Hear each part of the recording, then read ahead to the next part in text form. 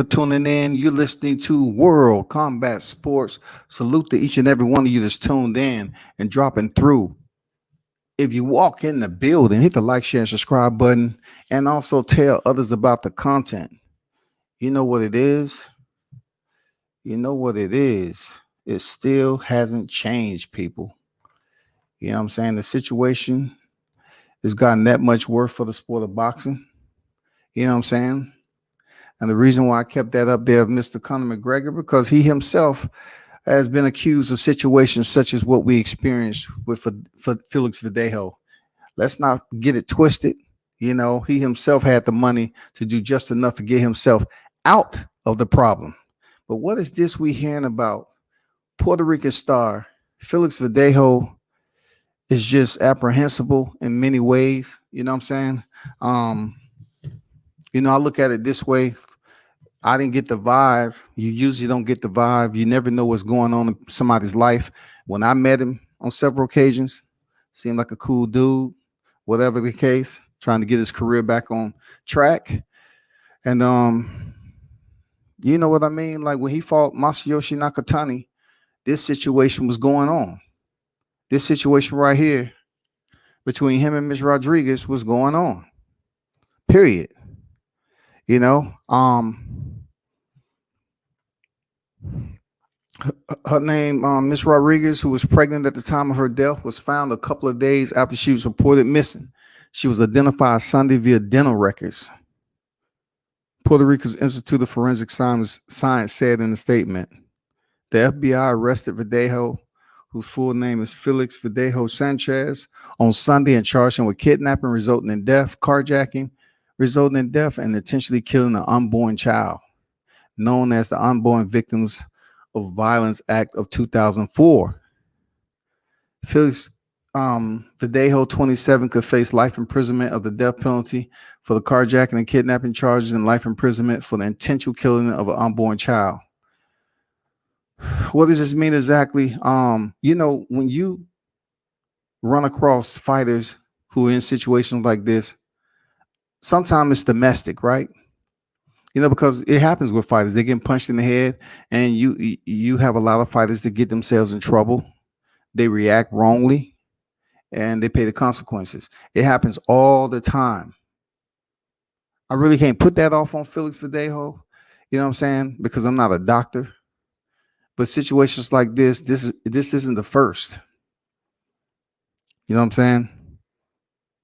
In my understanding, then Carlos Mazzoon, then he kill his wife.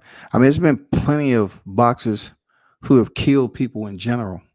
You know what I'm saying? When it comes to this sport. And I'm not placing it on the sport as to why he made the decision that he did.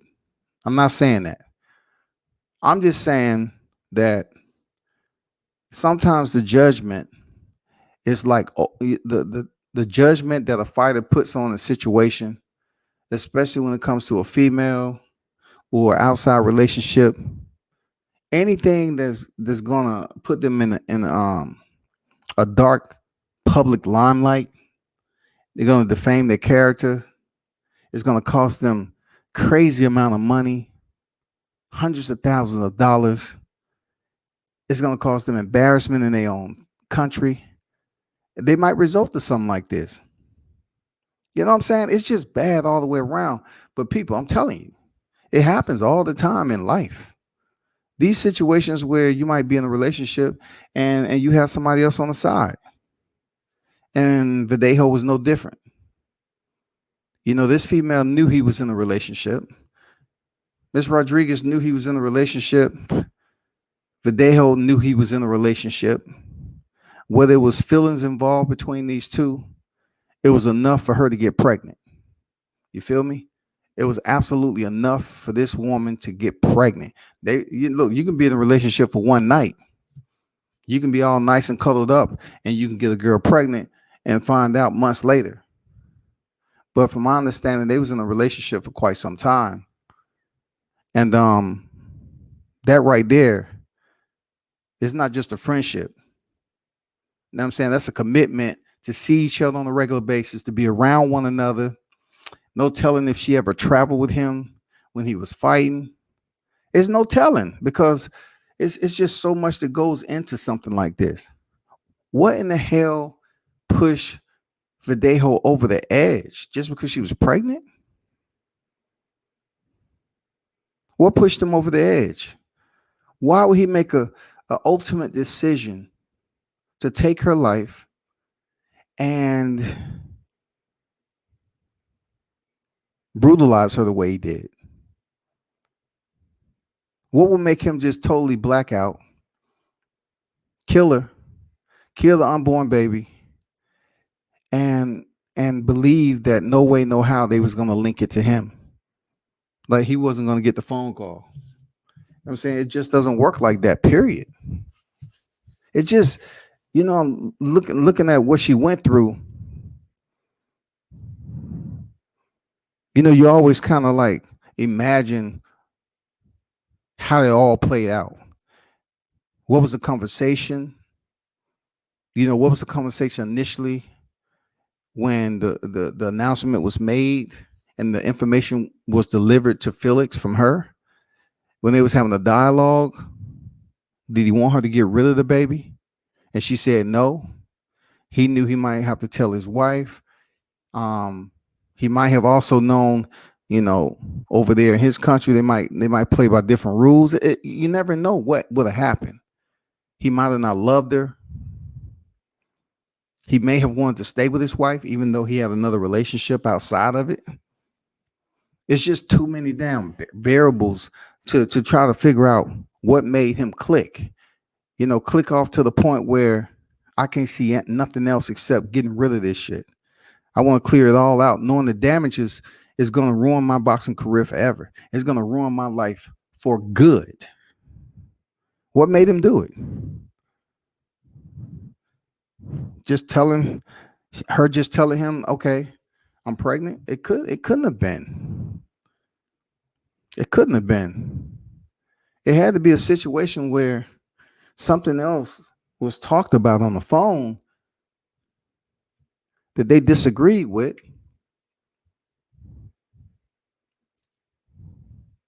Of course, it probably turned contentious.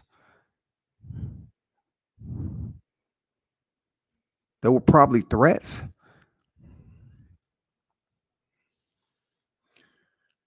When anyone is put in a situation like that, I just don't want to be selfish and say men. I just want to use this as an example. If a man is put in a situation like this, when he has an existing immediate family and somebody on the outside, such as this, is with child, and this child is pretty much going to change the entire format of your life, your daily life.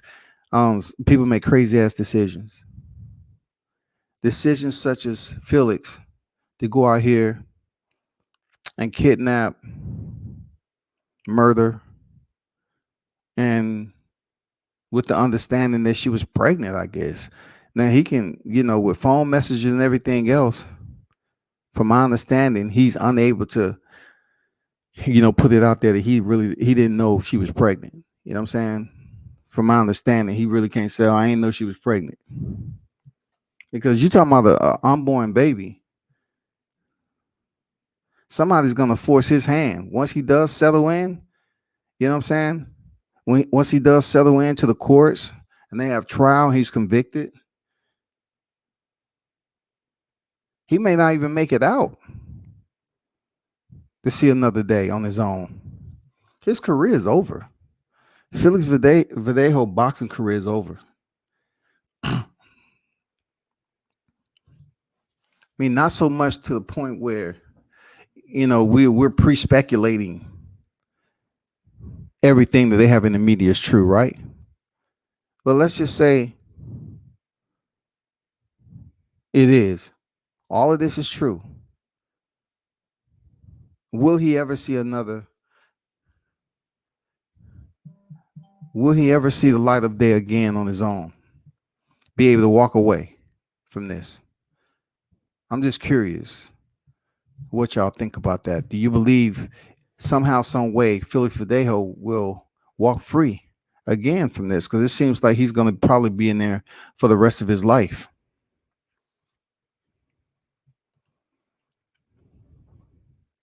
What's going on? Salute. Best dad ever in the building. Salute. Salute. What's good? I just want you to understand that they say Verdejo 27 could face life imprisonment or the death penalty for the carjacking, kidnapping charge, and life imprisonment for the intentional killing of an unborn child. So he intentionally killed a child, from what they're saying. He knew she was pregnant, and his intentions to harm the kid was pretty much premeditated, predetermined. And once you have premeditation or anything that's planned out, it carries a heavier charge because it was a thought process that you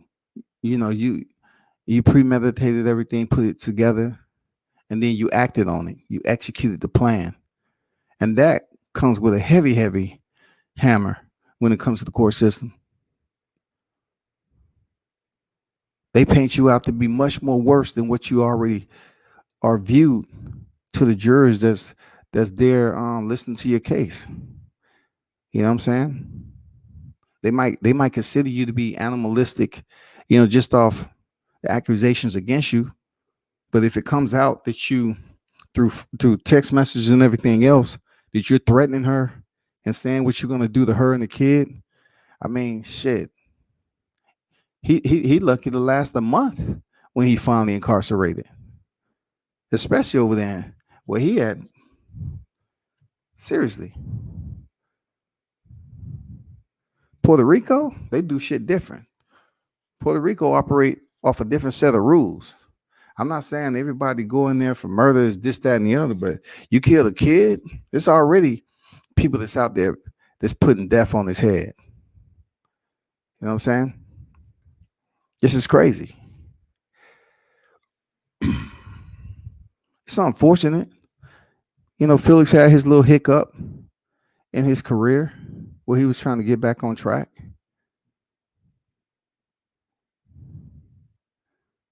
His most entertaining fight, you know, coming off a loss, he was able to drop Nakatani a couple of times in the fight, but he ended up himself getting stopped. Who knows what was going on? It's boxing. Who knows what was going on in his life? I don't know.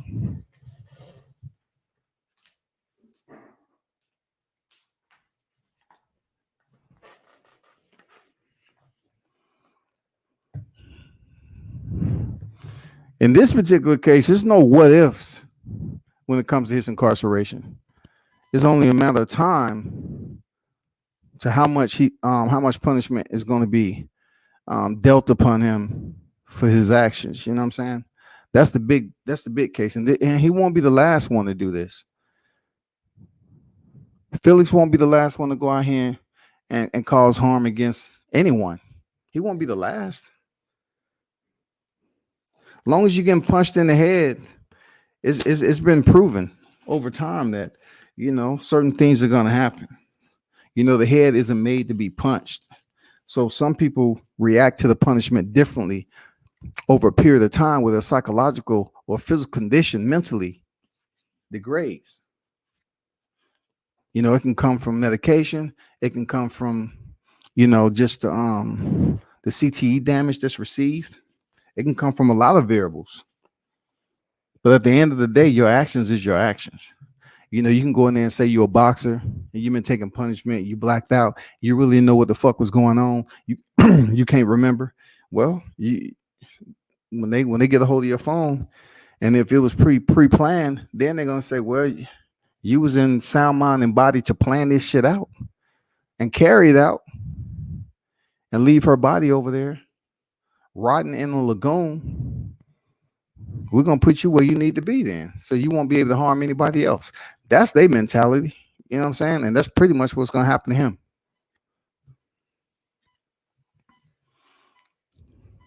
LaQuisha, what's good? Salute to you. I have this question also now. I have to keep it fair, on the media side of the house. I don't hear a lot of boxing channels reporting on this. You know what I'm saying? I mean, report on this information just like everything else. I just don't hear a lot of boxing channels that I would assume that would report on Felix Verdejo going out here killing his mistress, killing his side chick, you know, killing the unborn baby. I'm not hearing the outcry of the horrendous act that he committed. I'm just being honest. I'm just being honest. I'm not hearing individuals that may be associated with Puerto Rico or anything that's supporting the boxer. I just don't hear the outcry like we hear other fighters that come on here and basically commit criminal acts in the street, you know, just go out here and do certain things. I'm not just hearing the sense of urgency to put the media out and say, you know what, man, it was fucked up what he did. I read him wrong. I didn't think he'd ever go out here and do some shit like that. He killed an unborn kid.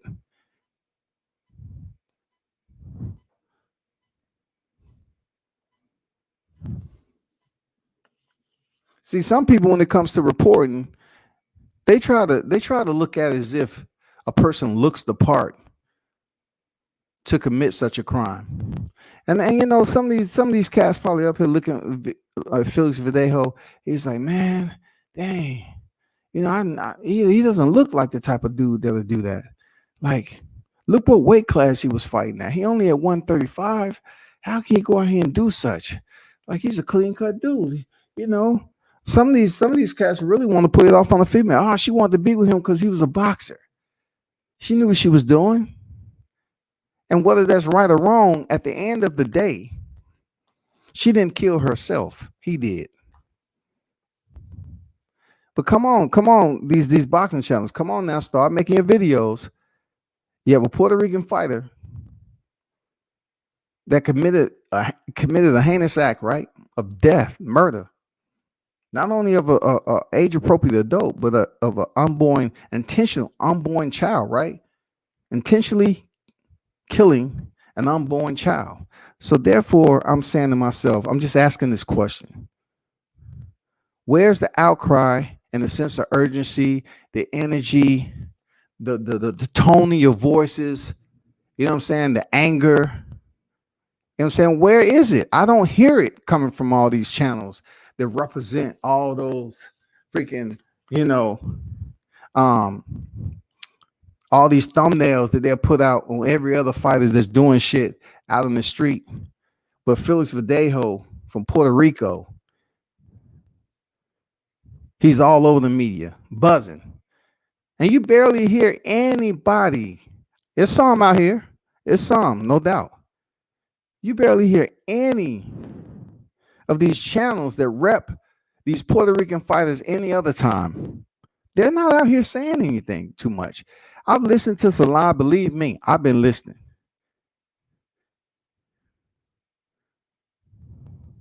I don't hear any anger in their voice. I don't hear the defamation. Look, I don't hear the enough intensity. I don't hear the rise and inflection of the voice when it comes to your disappointment at a fighter that we all know in the boxing world. I just don't, you know, feel that it's affecting you as much for some apparent reason. You know, I think a lot of y'all just looking at Felix like, he never did anything in his life. He wasn't in the news. He wasn't doing anything wrong. He was just being Felix. But now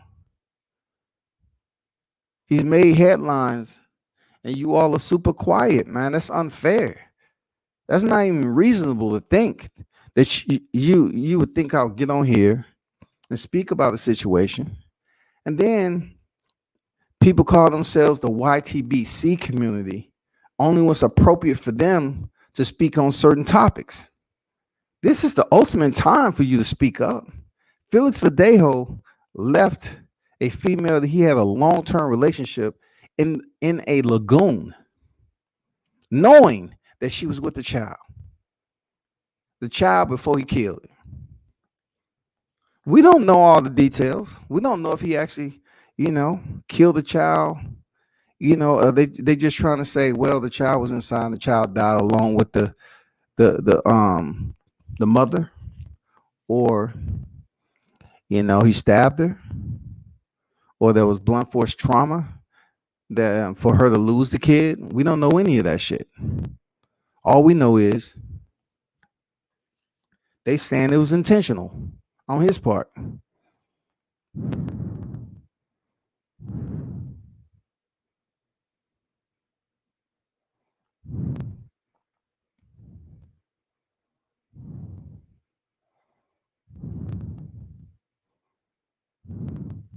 What about James Butler? Didn't James kill Max Kellerman's brother? You know, an argument ensued. It went left, all the way left. He ended up hitting him with a hammer, even though he's a professional boxer. He killed him with an object and then set the place on fire. I mean, we're going to have situations like this all the time, man. And then as media, we have to talk about these situations the same, no matter where you're from and what fighters that you represent. You still have to be true to yourself, and you have to come on and let your voice be known to the public that you're not biased in these situations. It can't be about favorite fighters that you used to seeing in the media, because y'all come up with a 10-point bullet system as to how long their career have remaining. Will they do any time in jail? You go through a whole process of trying to convince the people how severe their actions was and what they committed. I really don't hear too much about them being a boxer, though. It's just all about, when you hear the Javantes and the Adrian Broners and stuff like that, all I hear is, that's their lifestyle. That's the way they act and everything else, right? You hear those. I'm serious. That's what you hear. So the man goes out here and commit murder. Not just one person, two people. These same individuals are not keeping the same energy, though. Don't think I don't have the right to speak on it. And as an overlay to Felix Verdejo's actions, we're in boxing media supposedly, right?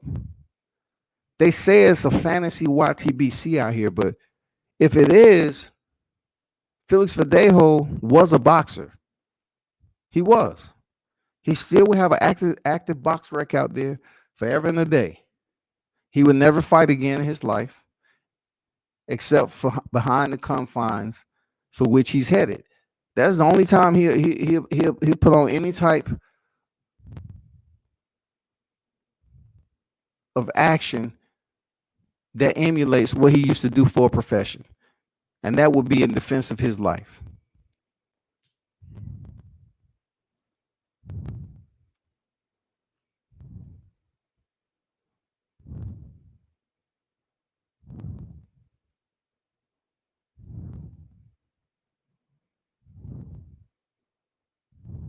What questions should we ask ourselves? You know what I'm saying? That's going to come out. Who else around him knew, this situation was going on as long as it did? Could they have stopped it?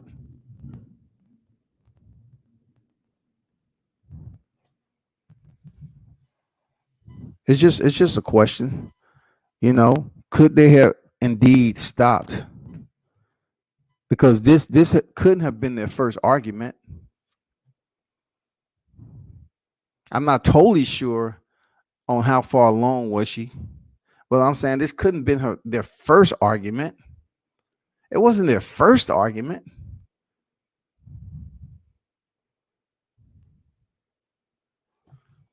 Let me go to a different article. I want to go to a different source. Felix Verdejo via TMZ charged in horrific death of pregnant woman. Okay, they call her a pregnant woman.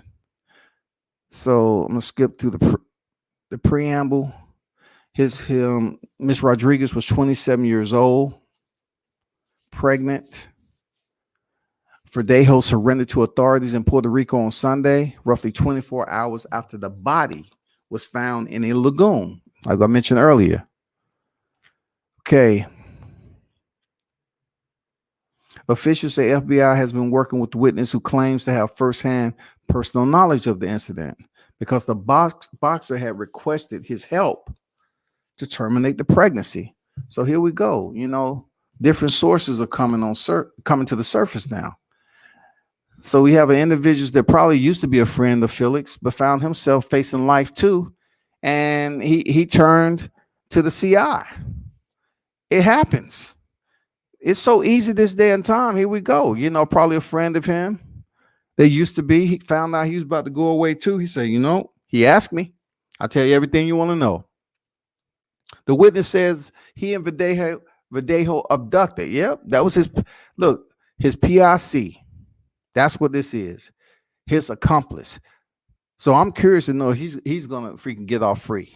But let me continue.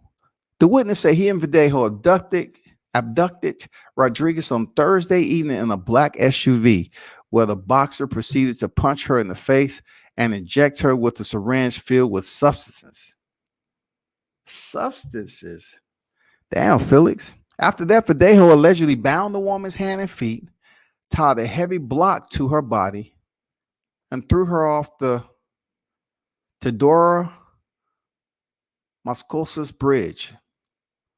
Moscoso Bridge in the San Jose Lagoon. Yeah, and that was brutal. I ain't gonna lie, that was brutal. That's not all. The witness told officials Verdejo then pulled out a gun and began to fire her in what appears to be a final horrific effort to ensure her death. Authorities say cell phone data appears to sync up with the witness account, confirming the locations where Rodriguez had been traveling before her death. That's just amazing. This is horrific, man. This is just one of the most lowest, heinous places a person can go psychologically for a person that is innocent as Miss Rodriguez was. For real. Like this woman, you can't compare her to what we see sometimes on TV, where you see some women as being opportunists and they're getting pregnant, for the child support and stuff like that. We don't know, but listen to this. Abducted Rodriguez on Thursday in a black SUV, injected her with a syringe filled with whatever. This is well planned. This dude is never going to see light again. After that, Verdejo allegedly bound the woman's hand and feet. So I'm assuming that she was knocked out unconscious. He put the bricks on her so she can sink to the bottom. They don't say if she was dead before she hit the water. They just say he tied the blocks to her to make sure she sink to the bottom. And then for him to pull a gun out, I'm not sure what he was planning on doing. If shooting her while she was sinking to the bottom, it makes no sense. But anyway, moving on. It was horrific, man. That's a dark-minded individual right there at that time. They say also officials say they have surveillance video showing a dark SUV similar to the one Verdejo had been spotted with on Teodoro Bridge. Verdejo is now facing multiple criminal charges, including kidnapping, resulting in death, carjacking, resulting in death, and killing an unborn child. If convicted on all counts, Verdejo could face the death penalty. So let me ask y'all this. Should he get the death penalty for that? They keep on talking about death penalty. Should Felix Verdejo get the death penalty? Or y'all don't want to talk on it? After what you're reading on him abducting a woman that he was in a relationship with, pretty much maiming, injecting her with chemicals, unknown. We don't know exactly what the details are. Beating her up, first of all, professional fighter. You know, that's what he do for a living. That can be considered torture too. Beat her up, inject her with whatever it was. Who knows? I mean, at that point in time, if you was injecting her with something to get rid of the kid or for her death, I have no idea. Was it a sedation, a type of liquid that will sedate her or whatever, a drug?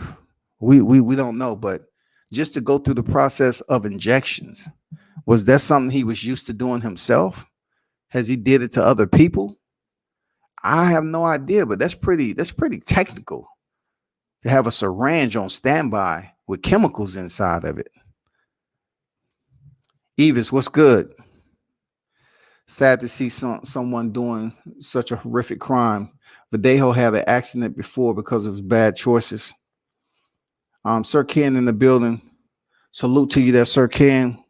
Said World Combat Sports. Salute to the wrenches. Salute to the chat. Smash the like button. Appreciate you there, Sir Ken. Real talk. Appreciate you. Back to what?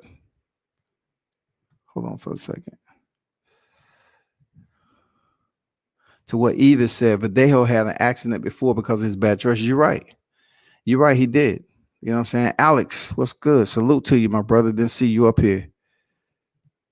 Says salute to WCS in the chat. Verdejo is pretty much done. And if he's guilty of what he's been accused, he should get the death penalty, in my opinion. Yo, that was his baby's mother and his child. Yes, sir. I agree wholeheartedly, Alex. Alex is the first one that actually say he should get the death penalty. If he indeed did what he did, he should get the death penalty. There's no ifs, ands, or buts about it. He should get the death penalty for what he's been accused of with this woman, abducting and kidnapping, whatever you want to call it, causing her physical harm, leading to death. Malice is going to be over there. Malice is going to be in there. And then they may, charge him with countless other acts that basically goes along with exceeding the normality of killing somebody. What they call it, I believe, mayhem or something like that. You exceed the normal limit of causing physical harm on the body. We don't know the whole extent. I'm pretty sure they only keeping it, light for us in a sense. But yeah, the death penalty. He should indeed get the death penalty. And this is what I'm talking about. Like from what he's did, right? That's out here in the media. Man, y'all boxing channels need to do your due diligence to speak on it in the correct way, just like we're talking about it. I may not be yelling, but I do believe he's supposed to, he should be one of those individuals to get the death penalty for his actions. I don't see him getting out of this. I believe what I'm reading on the media, in the media, for real. I believe all of it. They say Verdejo, this is from New York Post. This is another snippet that speaks on something different. Verdejo, who is married, was arraigned by U.S. District Judge Camille Rive after surrendering to authorities, the newspaper reported Monday. The boxer is a member of the Puerto Rico's 2012 Olympic team, became a person of interest Thursday when the Rodriguez family reported her missing after she went to confront Verdejo about her pregnancy. So Rodriguez family reported her missing after she went to confront Verdejo about her pregnancy. So was she going to confront Verdejo and inform him of the pregnancy for the first time? Or that was something that was ongoing with her and Felix, and she wanted to go see him in person? You know what I'm saying? It's kind of odd to me that, somebody will have to go seek out someone to say, hey, I just want to tell you this in person. Most of the time it's like, hey, this the deal. Whether you hear from me in person or you hear from me on the phone, I'm pregnant. So do you want to meet up and talk about this? Because this is going to change both of our lives. What do you want to do? I don't know how that went. I really can't. I'm looking at all her pictures with her dogs. It looked like she was she's a veterinarian or something like that. So according to criminal complaint filed late Sunday, Verdejo contacted an unnamed accomplice asking for help on terminating pregnancy. So, if you was going to terminate the pregnancy against her will, that will result in some type of bodily harm, right?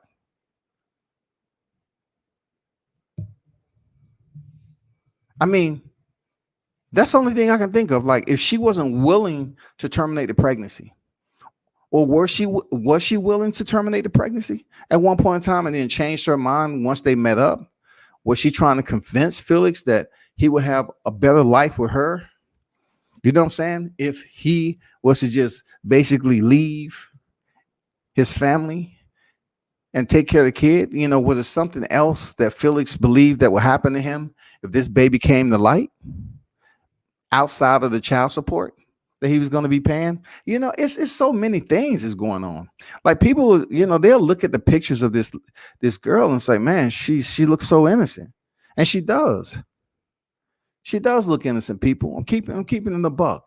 She looks innocent, but yet not innocent enough to be in a relationship with a married man. Real talk, man. She was in a relationship with a known married man. So yes, her innocence as far as doing certain things that we consider ominous, yeah, we can look at her in that sense. She seemed like a good person. But then she was in a relationship with an individual such as Felix Verdejo, who is you can consider a celebrity. They know him over there in Puerto Rico, for real.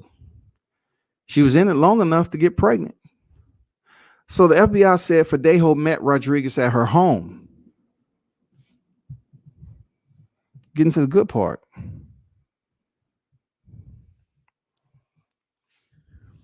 The FBI said Verdejo met Rodriguez at her home, then got in her car and punched her before he injected her with a syringe filled with substances purchased from a drug point in Torres, San Juan, Puerto Rico, housing project. Damn. So he wanted to then purchase some drugs and shit from a project. Verdejo and the accomplice then tied her up with the wire, tied her to a block, drove to the bridge, and hurled her into the sand. What? Where her body was found. So I'm assuming she was knocked out. I'm going to assume that she was unconscious. Not dead, but unconscious. Because the way New York Post is putting this out is that he injected her with something. We don't know what it is. We don't know how long they waited to see if she was unconscious. We haven't heard any further information that she was dead before she hit the water. They haven't gave us a timeline, any of that shit. So right now, we're just going to assume that she was unconscious. You know what I'm saying? I want to assume that she might have been dead or she was unconscious. But if he indeed tossed her over into the bridge, tossed her over into the water, into the lagoon, and she was still living, she was breathing, she had a pulse. However they want to determine that, I doubt it. I don't know, man. I don't know if they'll be able to determine that. I'm pretty sure in this day and time, forensics can do what forensic does, for real. If she was still alive and he was shooting at her to make sure that he finished the job, man, that may seal his fate as far as the death penalty. Rodriguez's car was found abandoned about 13 miles away.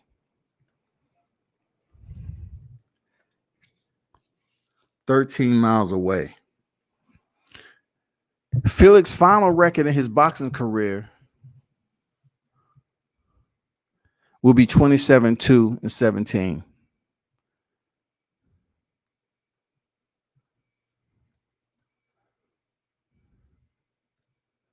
It is unfortunate. This is absolutely unfortunate. But the brutality for which Felix carried out this act is inexcusable. And that's why I'm saying he should indeed get the death penalty, period.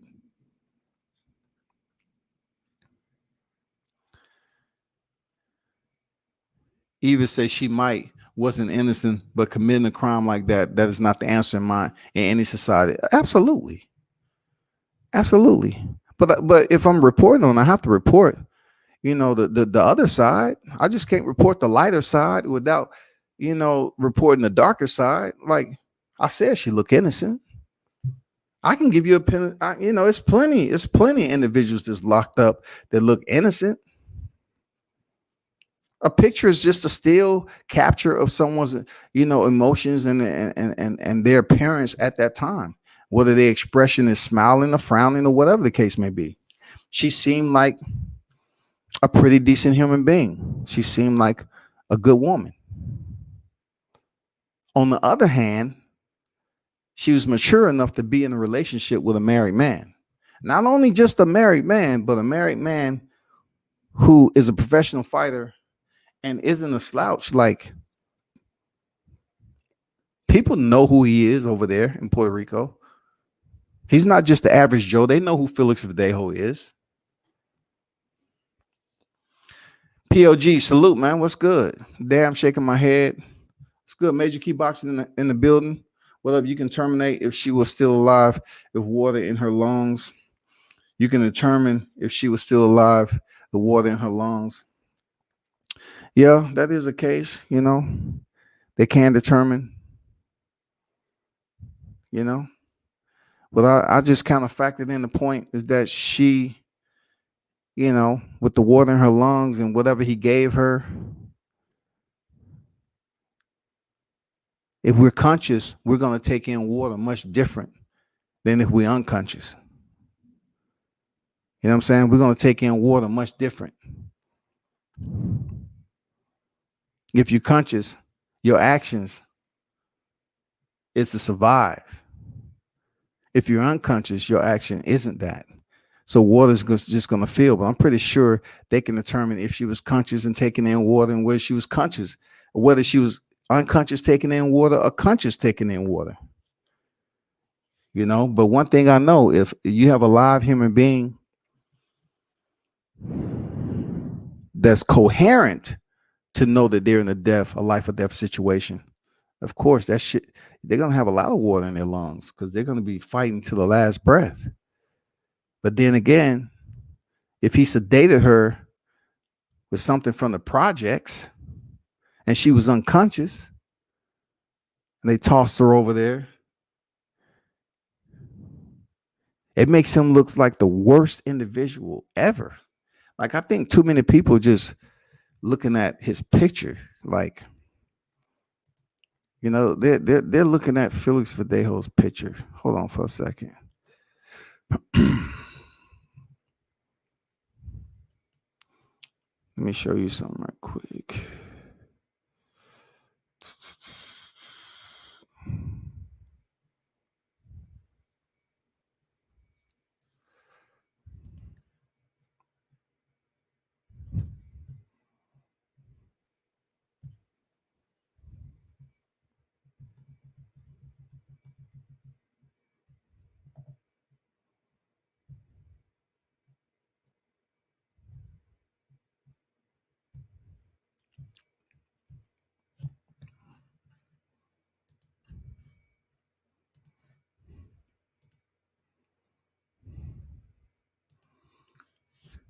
People look at Felix Verdejo like this, right?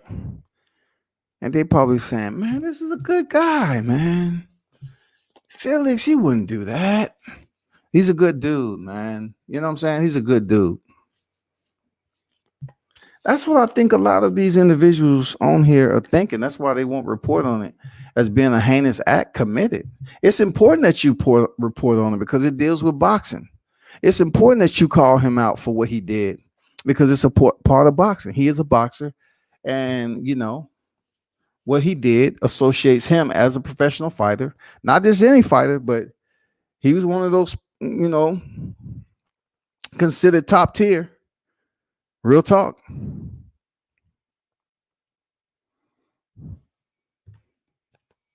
He only has 2 losses.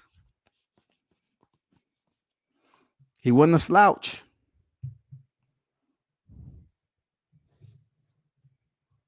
That's what people look at him. They look at him in a way that they're saying to themselves, this dude right here, he didn't do that.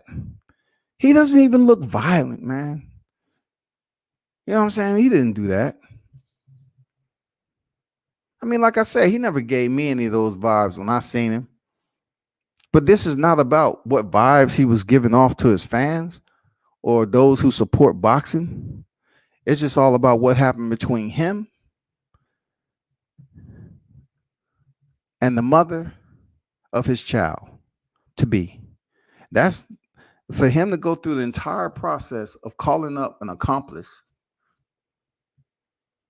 who absolutely is going to snitch on you, period. Especially when they find out they're going to prison for freaking umpteen amount of years. And probably still going to, you know what I'm saying? But who directed him to the projects is going to be another thing. Who sent them over to the projects to get the drugs to sedate her? Right? First of all, who sent them over there? How would he know how to inject her? What are you gonna do? Put it in the neck? I guess at that point in time, he probably just ran the syringe right through her neck and injected her that way. He wasn't trying to find a vein or anything. He just did what he had to do. So if indeed they find out that syringe hole is in a main artery and that injection might have caused her excruciating pain, he's gonna be charged with that. He's gonna be charged with torture and all this other shit. And then also the substance that he injected her with, he's going to be charged with that too, man. This man is done. If you want to talk about anybody in recent history that we know of in boxing, that we can say that's absolutely done, it's Felix Verdejo right now. He's done, son. This guy is absolutely done walking the face of the earth in his own freedom, and make it so bad, man. His family, his wife, his ex-wife, rather, to be. Who knows what's going to happen with that? Like,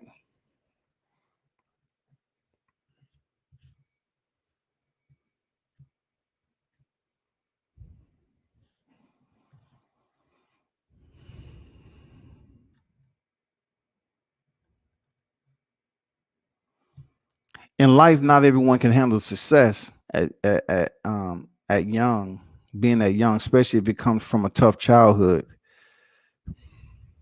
Pac-Man ATL in the building. Salute to you. What's good, my brother? He said, I wonder what he was thinking. I think all of us is asking that question. What in the hell this dude was thinking? I mean, just from his actions in general, to premeditate everything, call up an accomplice to carry it out with you. You know, even said any person is capable of the best and worst. True, any person is capable. I will agree with the good and the bad of life in general. I totally agree with that. I totally agree. That's why when people go through life believing that, you know, they pray every day, and since they pray, it clears them of all their sins, right? But a sin is just the thought that we have of doing something that's opposite. You know what I'm saying? Just opposite of doing what is right. Just the thought is supposed to be considered a sin. So yeah, anybody can go out here and commit a crime or lie or do whatever. But then we have to think about it like this. Yeah, you can go out here and see a dog and kick the dog, and people gonna be like, okay, what the dog do to you?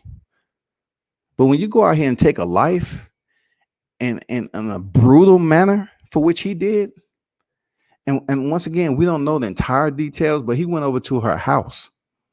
One article said she left to go see him about the pregnancy. And then the New York Post said that he went to her house to see her. So he just showed up at her place, jumped in the car and punched her. That's just wild. That's the wild, wild west. He jumped in a car and started fighting and punched her. So he punched her. I don't know where his accomplice was, who was looking, who wasn't looking. But during this time, they're in their vehicle. I don't know when they changed out the vehicle, but they end up being in a black SUV. That SUV drove to a point while everything was going on. We're gonna assume that she was unconscious at this point, drugged up at the hands of Felix. Who in this live chat practices tying cinder blocks or cement blocks to the ankles of a human being? Who?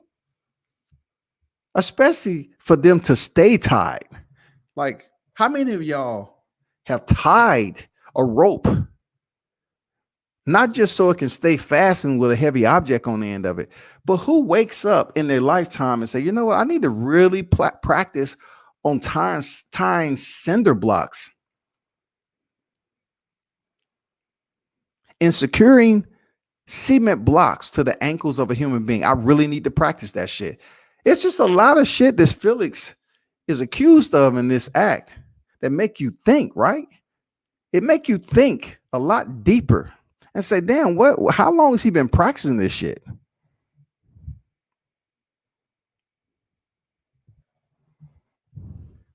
Carlos Jackson say innocent to proven guilty. Yeah, I mean, he is innocent to proven guilty, but with all the evidence they have on Felix Verdejo, man, the only process that awaits him is his court date, is the trial, is the verdict. That's it.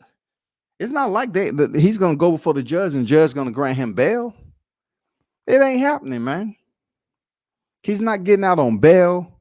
He ain't getting out on shit. And then they definitely gonna put him in GP.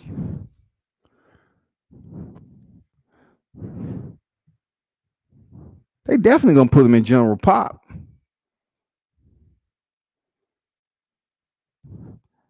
To be honest, I don't even know if he's gonna be alive in the next 5 years, 3 years, whatever the case may be. Not from killing the kid. It's just bad. It's just all bad for this brother.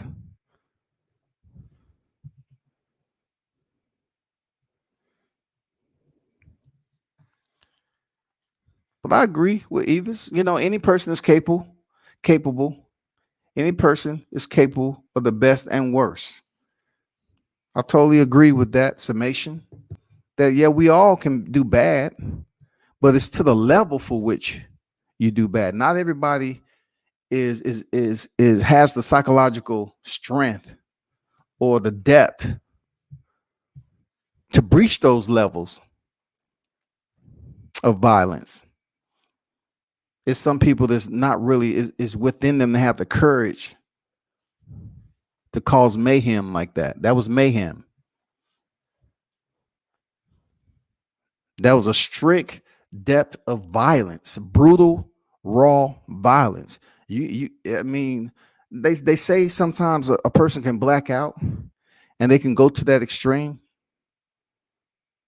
Um, I've seen a thumbnail on here where people are comparing certain individuals to killing athletes because of the unborn child. Okay, it has happened in the past. All right, it has happened, but I think it's a little bit more than just the unborn child, though. Like,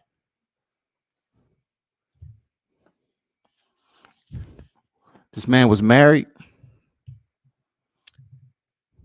He might have thought that it was going to be death on his head if this baby came out. I'm just speaking as a man right now, just assuming that I was in his position. He might have felt that, man, I'm gonna lose hundreds of thousands of dollars on a kid, which I don't agree with. If you're making a certain amount of money and then the judge hits you in the head, have you pay all this child support just because you've been out here working and earning a living, and semen is still the most expensive liquid on the market. It is. There's no other liquid on the market more expensive than semen. Remember, I told you that. No other liquid.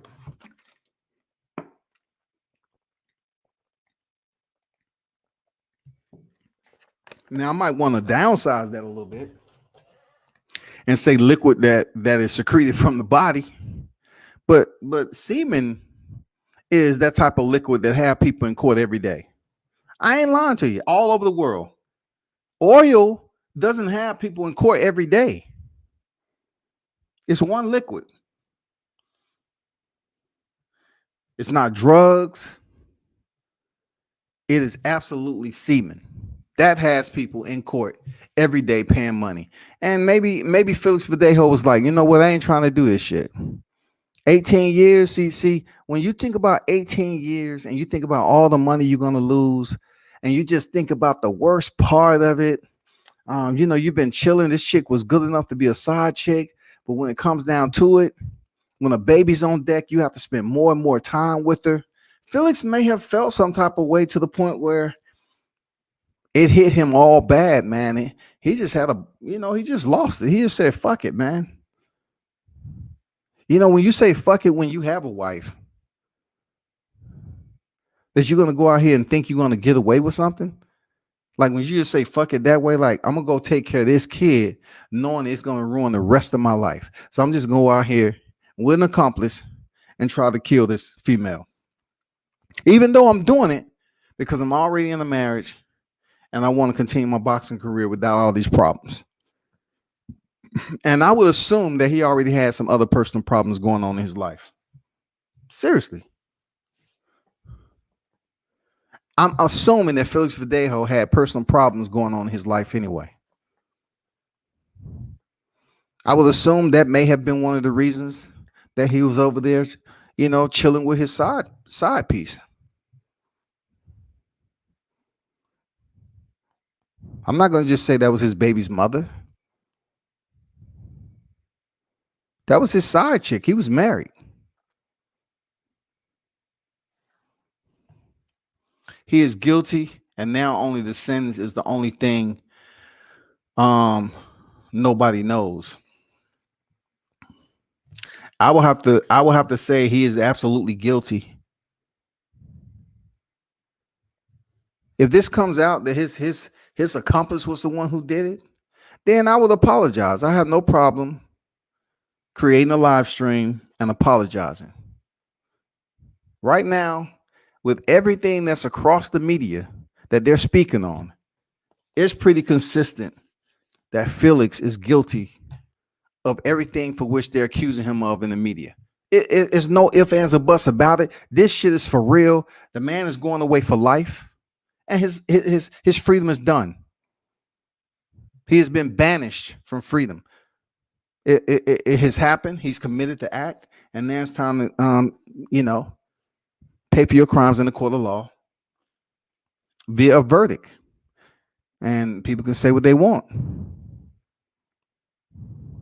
They can keep looking at the Felix Verdejo that they know, and I know you have people out here just looking like he doesn't look like that. He just looks like both of these. Look, both of him and his girl. Let me pull up his the female. Well, let's pull her up in another picture outside of my thumbnail. You know what I'm saying? Let me pull her up. Look at that. She looks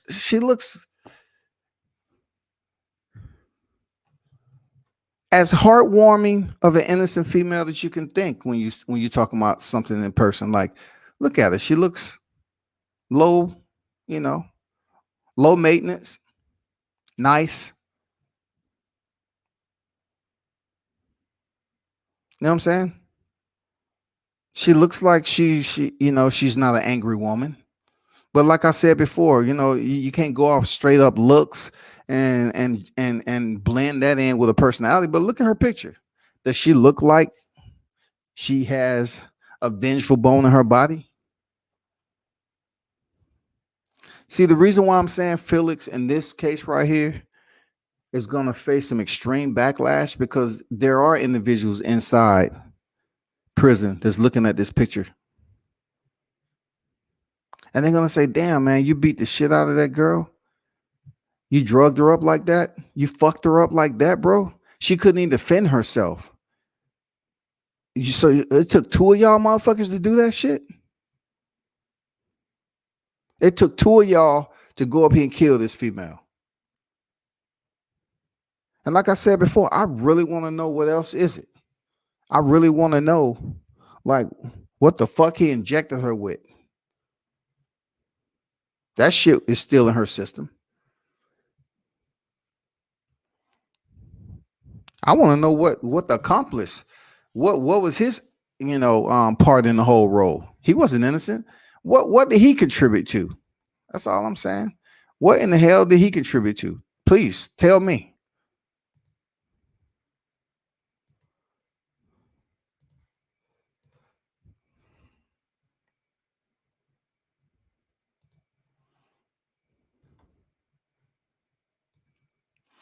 Let me go to the Washington Post. Let me see if they have any different information to this story. Okay, they do. They say Thursday was the last time Ms. Rodriguez's mother spoke to her daughter on the phone. Rodriguez was nearly 2 months pregnant. There we go. So now we getting bits and pieces of more. Okay, she was 2 months pregnant. So there you go. She was 2 months, and he knew about it already. I mean, it's just not like they just informed Felix of this. She was nearly 2 months pregnant, so it was already in the air. They knew, and about to show her pregnancy test. Oh, so here we go. I didn't read ahead. She was about to show her pregnancy test to Felix Sanchez. I told her, Chica, be careful. Why tell her to be careful, man? So she was gonna show her pregnancy test to Felix. So I'm looking at it like this: if he came over to her house and punched her when he entered the vehicle, he had to already know she was pregnant. Naturally, in a dialogue, if a woman is letting a man know that she's pregnant, usually the phone conversation, right, unveils that. The phone conversation. Hey, how you doing? What you doing? Where you at right now? You want to meet up later? And then we start getting this like, what you talking about? And this is a situation outside of a situation we might be in. Don't act like you ain't been there. What's this about? Stop playing. Stop. What we talking about? And then they basically tell you, hey, I believe, I think, I know. One of the three. You're gonna find out when they say they know, and then the guy say, prove it, prove it. You got a pregnancy test, let's take a pregnancy test together, and all this other shit. But anyway, it goes on to say Rodriguez, 27, did not show up to work that day. 2 days later, her lifeless body was found in a lagoon in San Juan. Oh my God.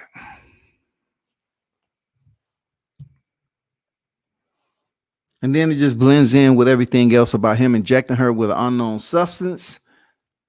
Threw off the bridge. Rodriguez killing has sparked protests in Puerto Rico as an avalanche of social media posts denouncing violence against women. What? Okay. Which has been so rampant on the island. Okay, so they're protesting a regularity here in violence against women in Puerto Rico. In January, Governor Pedro Pierre Luises declared a state of emergency over the issue. Last year, 60 people were killed because of their gender, according to the Observatory of Gender Equality of Puerto Rico. Damn. Rodriguez's death also came days after the body of another woman was found partially burned. The victim, Andrea Costas, had filed a gender violence complaint against her partner in March, but a judge dismissed the case. Local media reported her partner was since been charged with the murder. Damn. So they have a situation going on over in Puerto Rico with violence against women. They say Verdejo, his married, has kept in touch with Rodriguez since they met in middle school. They've been knowing each other since middle school, people. He killed somebody like that he has known since middle school, people. He has known this lady since middle school. Since middle school. He has known her since their youth. Damn. They met in middle school. Her parents told local authorities. She worked at a pet grooming business and owned 2 cats and 2 dogs. Damn. Ortiz Rivera told El Nuevo Dia she was so passionate about animals that whenever she was not at work, she could usually be found rescuing and leaving food for stray animals. Damn. Verdejo rose to fame in 2012 when he represented Puerto Rico at the London Olympics. There's no need to really talk about what his boxing career consisted of because that is absolutely done. And I can care less who get upset about it. His career is done. There's no need to talk about it anymore. Ortiz Rivera had a reason to worry when around 7 a.m. on Thursday, her daughter shared she was meeting Verdejo to discuss her pregnancy. So she let her mom know he had threatened her before to not have the baby, to get an abortion, because he has his family. He is a boxer and a public figure. Okay. So what I haven't heard yet was how many kids does Felix Verdejo have already? About 2 hours later, Ortiz Rivera received a call from her other daughter informing her Rodriguez didn't go to work that day. Rivera, who lives in Orlando, boarded a plane to Puerto Rico. God, look, I'm talking about these Spanish mothers, but they be coming for. I'm telling them, they come for their daughters, man. They know. They have their intuition like none other. She boarded a plane the next day to Puerto Rico the same day, man. Who lives in Orlando boarded a plane to Puerto Rico the same day. Later that evening, authorities issued a missing person alert. According to a witness who later cooperated with authorities, Verdejo contacted the witness on April 27 and requested his help to terminate the pregnancy. He allegedly told the witness that Rodriguez was pregnant. So was he planning on injecting her with the drug, right? And so it can kill the baby. And then things went left. I don't know. He's known this chick since middle school, and he beat her up the way he did. Then on Thursday, the complaint says Verdejo contacted Rodriguez and arranged to meet near her house. Rodriguez walked in Verdejo's. Now they're saying Rodriguez walked into Verdejo's car, and moments later he allegedly punched her in the face. So one said Verdejo punched her in the face when he entered her car, and then Washington Post is saying that she entered his car and he punched her in the face. Then she was injected with syringe filled with substances. Verdejo and the witness allegedly tied her arms and feet with wire before attaching a block to her body. Like once again, who knows that type of action? Who knows that type of accessories to find? You had already had cinder blocks in your vehicle. At the point, the witness said he took Rodriguez's keys and drove her sedan to the bridge. So once again, they say surveillance footage, and another report said the cameras have Felix Verdejo's SUV in the area where the bridge is at. And now the Washington Post is saying pretty much they drove her sedan to the bridge, which spans the San Jose lagoon between San Juan and Carolina, Puerto Rico. Carolina, Puerto Rico. Verdejo met the witness at the bridge. What? Oh, his accomplice. Verdejo met the witness at the bridge. Court records say, and Rodriguez's body was dumped into the lagoon. So she's already unconscious at this point, maybe dead. Then Verdejo allegedly shot at the victim with a pistol from the bridge. Her car was abandoned and found the next day by Puerto Rican police. According to the complaint, cell phone location data corroborate the witness claims and show Verdejo was near the bridge on Thursday.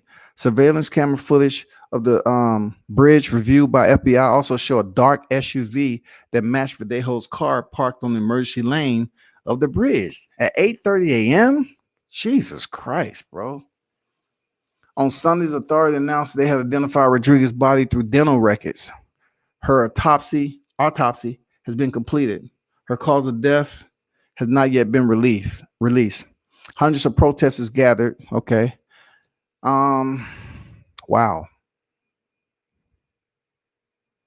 Hours later, Verdejo turned himself into authorities. Verdejo previously declined to answer any questions when interviewed by detectives. Outside of federal court on Sunday, Rodriguez's mother held a sign with daughter's photo reading in Spanish, her name, and we want her alive. She told reporters that justice for her daughter and unborn child is just beginning. Verdejo is a murderer. The diamond in my daughter. The diamond is my daughter. Verdejo is a murderer. The diamond is my daughter. Ortiz Rivera said, reference to Verdejo's nickname, El Diamante. Okay. The diamond is my daughter. All right. She added, I know God is going to help me to do justice for my daughter and my grandson. Yes, he is. No further word on when Verdejo will be in court or any of that. You know what I'm saying? But it's unfortunate, man. That was the Washington Post people site. Damn.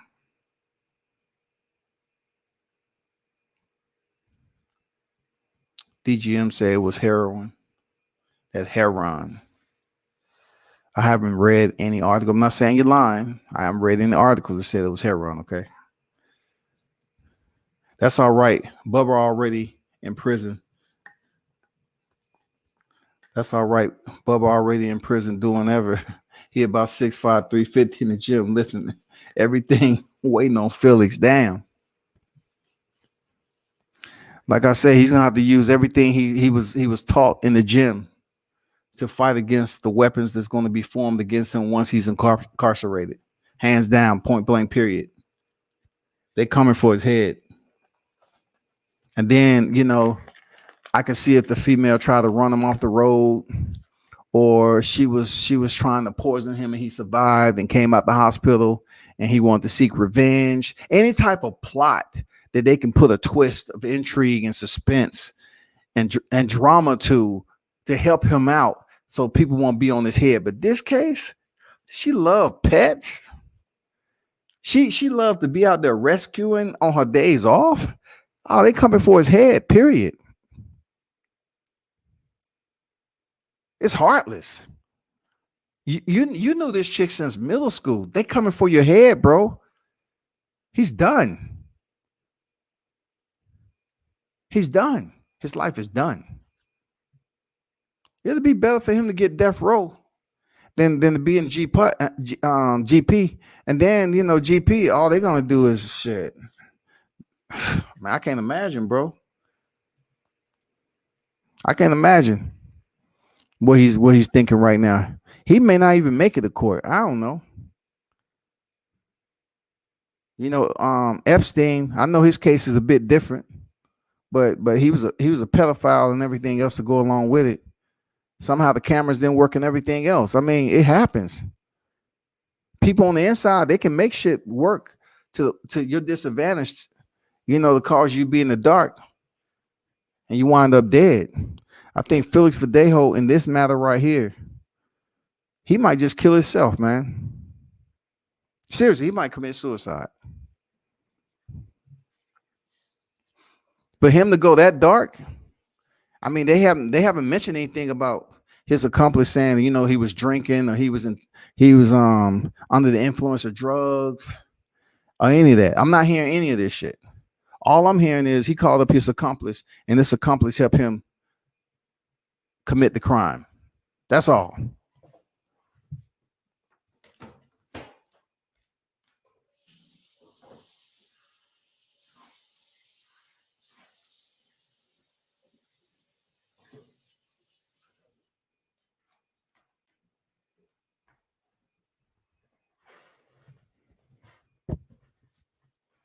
Yeah, there's a lot of people that's gonna be, hurt over this situation. For her mother to board a plane that day, she knew something was wrong because she knows her daughter. Even though she had more than one, she knows. Man, the mothers, man, some of them, they have that intuition like, something ain't right. Is my daughter, some of these mothers, I know firsthand. I'm not gonna lie. I'm not talking about my mom, but when it comes to the Latino community and them talking to their family on a regular, some of them do on a regular. On a regular. If they don't get the phone call and they call you, hey, can I speak to so and so? She's not picking up her phone. She ain't here. She's in a bad area. She told me. What are you talking about? A bad area? She's in a bad area. She told me she was going into a bad area. She don't have any service. Shit, you better hope they don't call law enforcement on your ass when you hang up the phone. Shit. I'm just calling. I usually speak to my sister every day around this time, and he's claiming that she's in a bad area. I don't believe him and all this other shit. You know what I'm saying? I'm like, they stay connected. I ain't lying to you. I know firsthand. Them people stay connected, boy.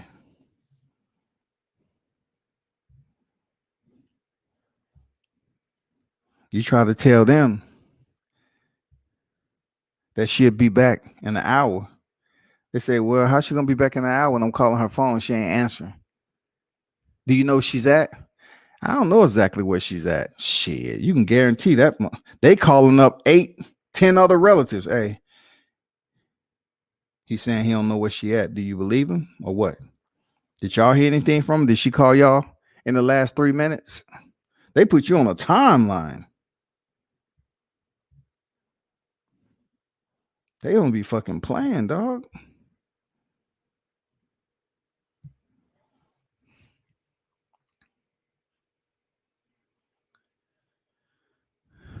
But man, it's a bad situation for real. You channels out there, man, you know who you are. Definitely, I'll have to make mention. Yes, you know who you are. You need to report on this just like you do Adrian Broner, Javante Davis, Deontay Wilder. Yeah. We need to report on just like the Billy Joe Saunders, Sergey Kovalovs. You know what I'm saying? We need to report on this too.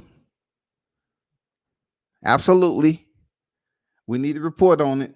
Create your thumbnails.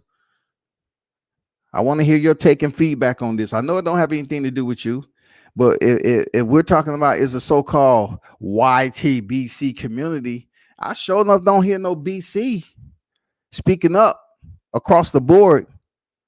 And then when I am listening to these freaking lives, I'm like, man, you don't seem like you have a care in the world. Like your tone of your voice don't have any distress. You don't feel like you don't sound like you angry.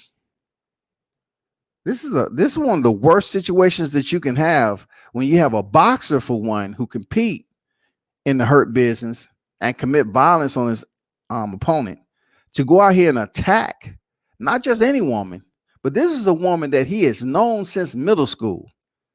He has absolutely an understanding of who she is and how she moves. He took the life of a youth, a kid that he knew when they was both youths back then, when they was both kicking it, just chilling. Before Felix Verdejo even had a boxing career, they knew one another. For him to take her life all from a pregnancy, from the length of time that he has known her up to this point where he decided to cause her harm because she was pregnant. That is the dark side of Felix we didn't know. I'm not saying I had to hang around him, every day to know this, but I'm just saying, listening to what I'm reading in the media about what he's committed,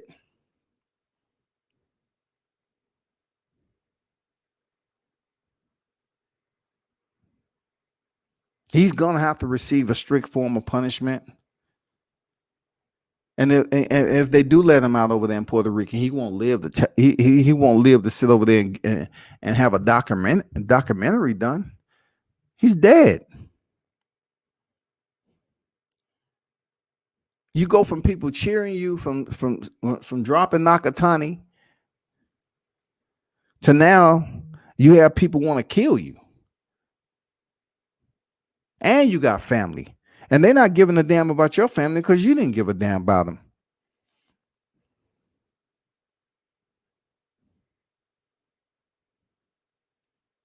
Like I can see if he took her for a ride and he ran the vehicle into a lagoon with both of them in it, and he survived. You know what I'm saying? I can see if it was an act for which he put himself in the same amount of danger that she was in. But he hired another man to help him commit this act, accomplished it, and he was probably holding her down too. Somebody Felix knew since middle school. He allowed this other man to hold her down while he injected her or whatever, not really knowing if she was still alive when she was getting freaking wire tied to her feet and cinder blocks that he had riding around in his SUV. This man had motherfucking cinder blocks in the SUV that you can tie. Like he had to get practice for this shit. Something's just not adding up. Like real talk. Let me back up. Something's not adding up. Like she was close to 2 months pregnant, and she was about to let him know. This is how you got to pay attention to language. She was just about 2 months pregnant, and she was going to let him know. But yet and still, if that was the case, how could she get somebody to come over there? Or how could he get in contact with somebody to help terminate the pregnancy? So her leaving the house to go see him that day to let him know. And then, she gets in his car, she get punched in the face. He gets in her car, she gets punched in the face. He had to know beforehand that she was pregnant. Like I said before, they had a conversation already. I don't know about this. Oh, she just left the house that day to show him that she was pregnant. Why would he get in the car and punch her in the face? Why would she get in his vehicle to punch her in the face? Come on, man. If it was anything outside the normal schedule and she's supposed to be at the veterinarian or the grooming, and she said, no, I got to talk to you now. Boom. So, that part of the story is not adding up to me. Like if you call somebody up to help you commit a crime to get rid of to terminate the baby, then you was already forewarned. She had already informed him that, yeah, I am pregnant, period. She just didn't show up to meet him after being pregnant nearly 2 months. No, when she missed her cycle or her period in the first month, a woman knows. She knows. Boom, I'm pregnant. God damn it! And just like they say, oh, she was about to show. So now all of a sudden you're about to show. You're gonna let Felix know? No, Felix already knew. Because you're trying to say he wasn't doing that over that month. They wasn't still sleeping together. Yeah, they was, man. He already knew. She just didn't leave the house that day to tell him, hey, look I'm pregnant right now. He already knew. He had time to plan this shit out. And that's what he did. He's been talking to her and saying, I want this baby to be terminated. And she was like, no, I can't do it. I'm telling you, Latino women will tell you that shit. Talk to them about getting rid of something that has a pulse, it has a heartbeat, and that's a baby. They will look at you. What? You think I am having a ¿Qué pasó? It's not happening, people. I'm not saying it ain't women out there that won't do it, but I'm saying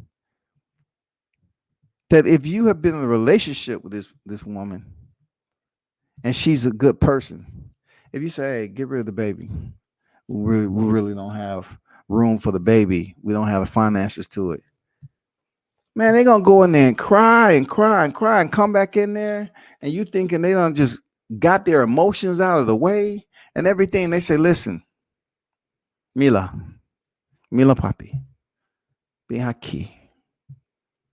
I'm not getting rid of the baby. I'm not. I already told my mom, my auntie, my grandmother, my two sisters. I'm telling them they're not gonna do it, yo. They already told their entire family. Felix know, Felix know that she had told her mother. So for him to go over there and commit a crime on this female, knowing that her mother already knew, there was no turning back for him. Like, what the fuck were you thinking? She told her mother already. Her sister knew because the mother is going to tell the sister. The sister is going to tell the sister. They're not keeping secrets all because it's Felix. They said, no, man, I'm pregnant, mama. I'm pregnant. Told her sister, I'm pregnant. What should I do? He's married. And of course, sometimes when it comes to women, they say some shit like, well, he shouldn't have been sleeping with you. Go tell him. Boom, you tell him, what did he say? They're running a motherfucking registry right now. It's a blog. It's an ongoing blog. And then it gets to the point, if he doesn't want the kid, well, you have to go tell his wife. And that's when it becomes deadly. Seriously, that's when it becomes deadly right there, I'm assuming. I can give you a perfect example. And hopefully he isn't listening. But I had an individual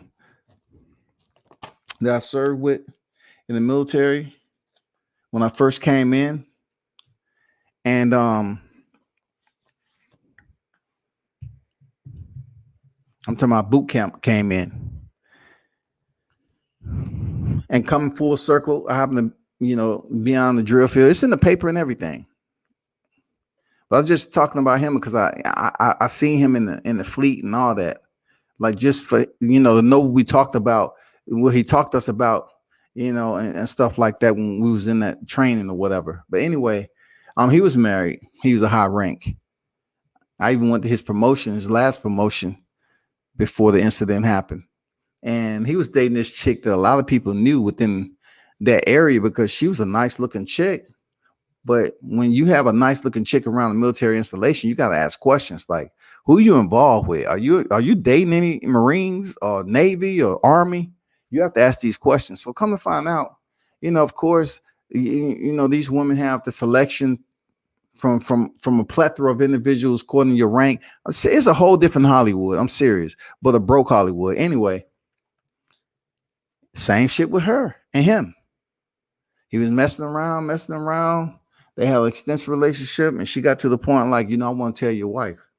And he was like, no, you can't do that because this shit is going to get me relieved of my duties. You can't do that. And then somehow the conversation went left, all the way left. It wasn't no turning back. She was convinced to knock on his door or to get in contact because they know where your wife is at. If you in a relationship like that, they know how to get in contact with. They know all your business. They've been around you long enough. They've been snooping. You've been friggin', giving them all the information because that's how it is when you're all relaxed, complacent. A little love is there. You know what I'm saying? It happens.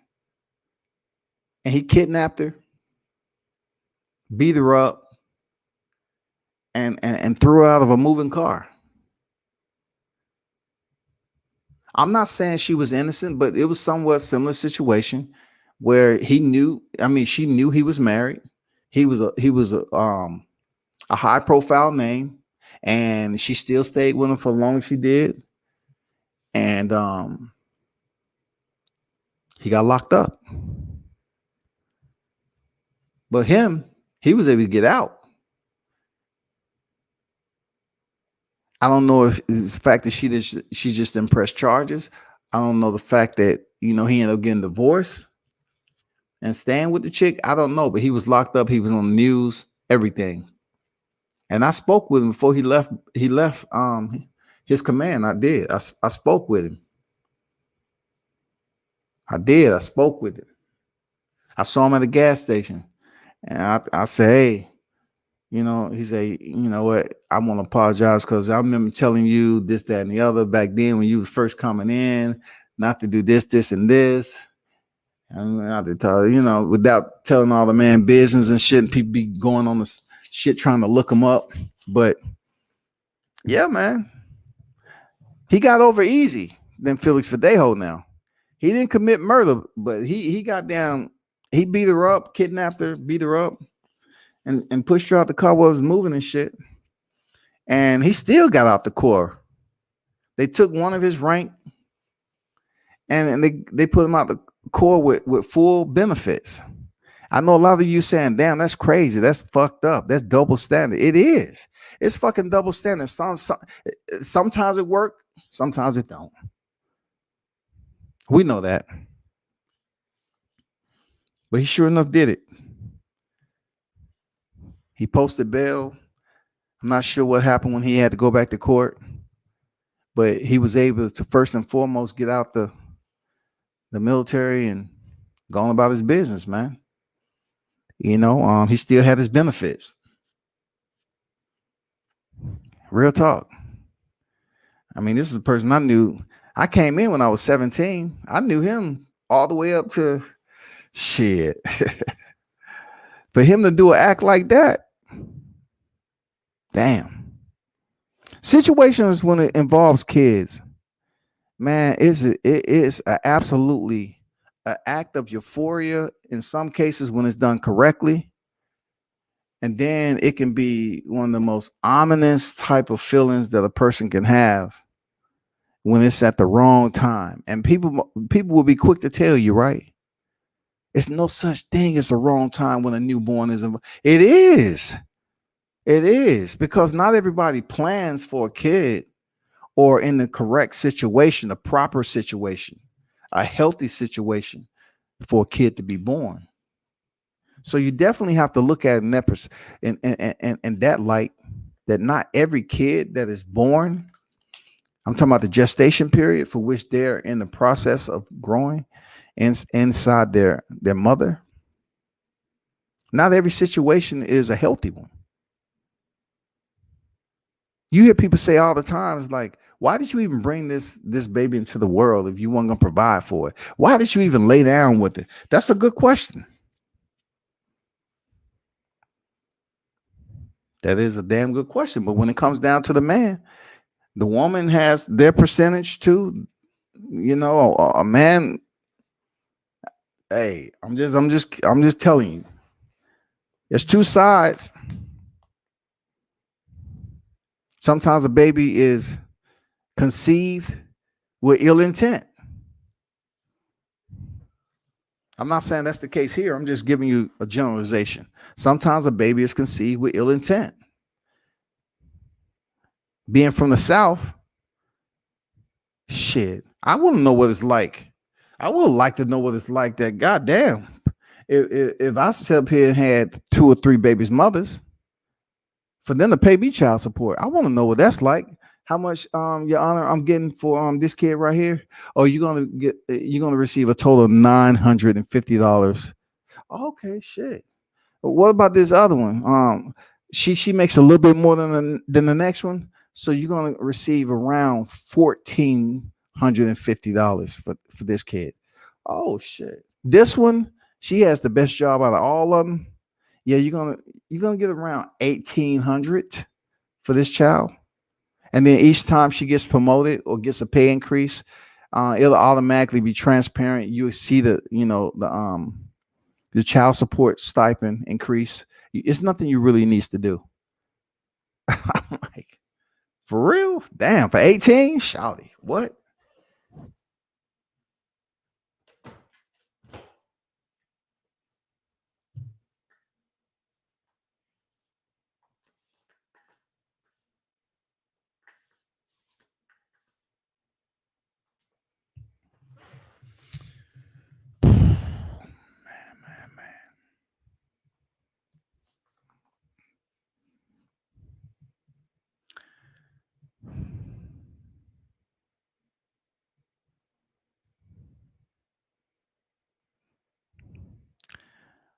But you know what? I will digress off this subject, even though my thumbnail is strictly for and speaking about this. You know,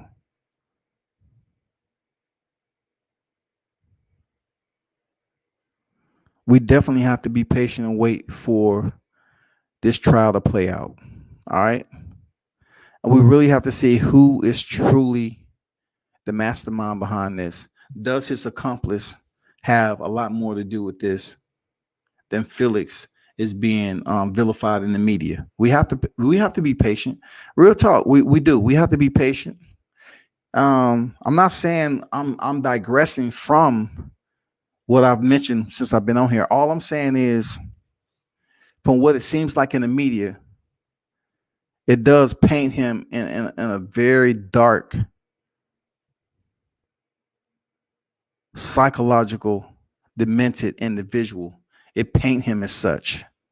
You know what I'm saying? It describes him wholeheartedly as being a ruthless individual. It portrays him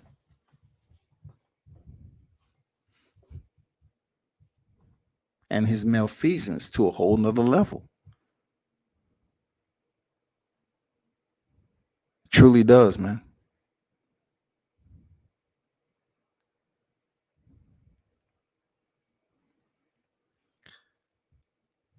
I'm going to transfer over away from Felix Verdejo and talk about what happened in Carson, California. All right. I want to talk about what happened in Carson, California. For one, I was supposed to be at that fight, but I changed my mind. I'm glad I did. I'm glad I did change my mind to be at that fight. But check this out. Shout out to Chris Ariola for putting on a better show than what we thought. All right. You know, boxing has this, growth process and has his the ebbs and flows. And some boxers who are considered, journeymen or whatever, it's sometimes they show up, they shine. The lights are different. Where they at in their life is different. And Chris Ariola showed that shit, man. He went in there and fought a tremendous fight early on. But what happened? Come on, man. Like, once again, I have to stay true to myself. What happened? What was going on in the stands? Why did we have the Latinos battling one another in the stand? What was going on there now? This was an all Mexican headliner. Why was it Latinos? You can't don't come up here being mad at me for saying, why are you accusing? Look at the damn footage. It was a lot. I mean, a mass of Latino fans there in the audience. Why were you all fighting? Don't try to sit here and convince me that it wasn't. Why? What was y'all battling each other for? What was going on?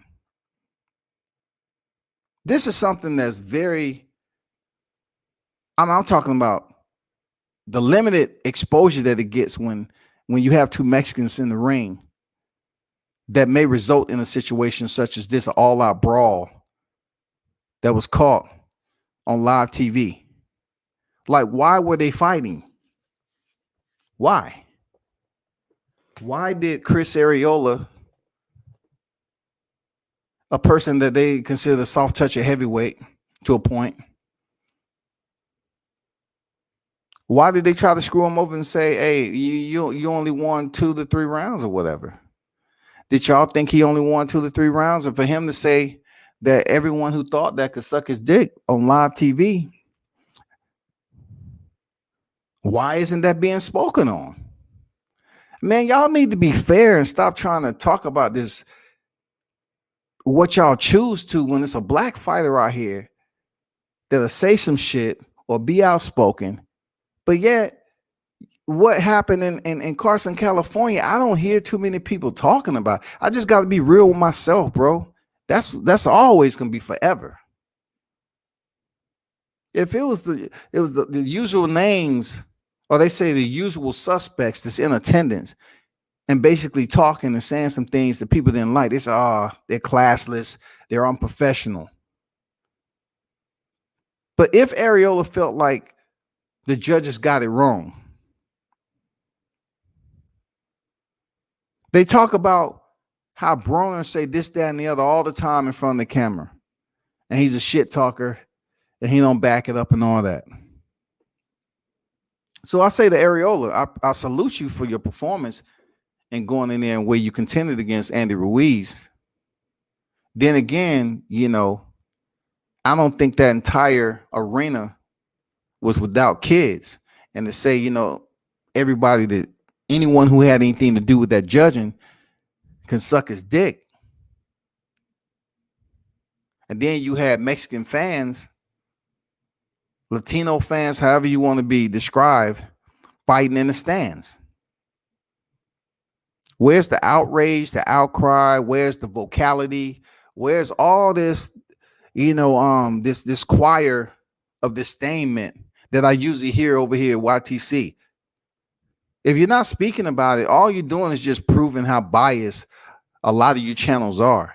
You're just proving how biased and truly, one way you are. You'll speak on black fighters when they're on the media, and then when it comes to a brown fighter, you somehow, your tongue rests. Your Honor, my tongue rests. I have no further.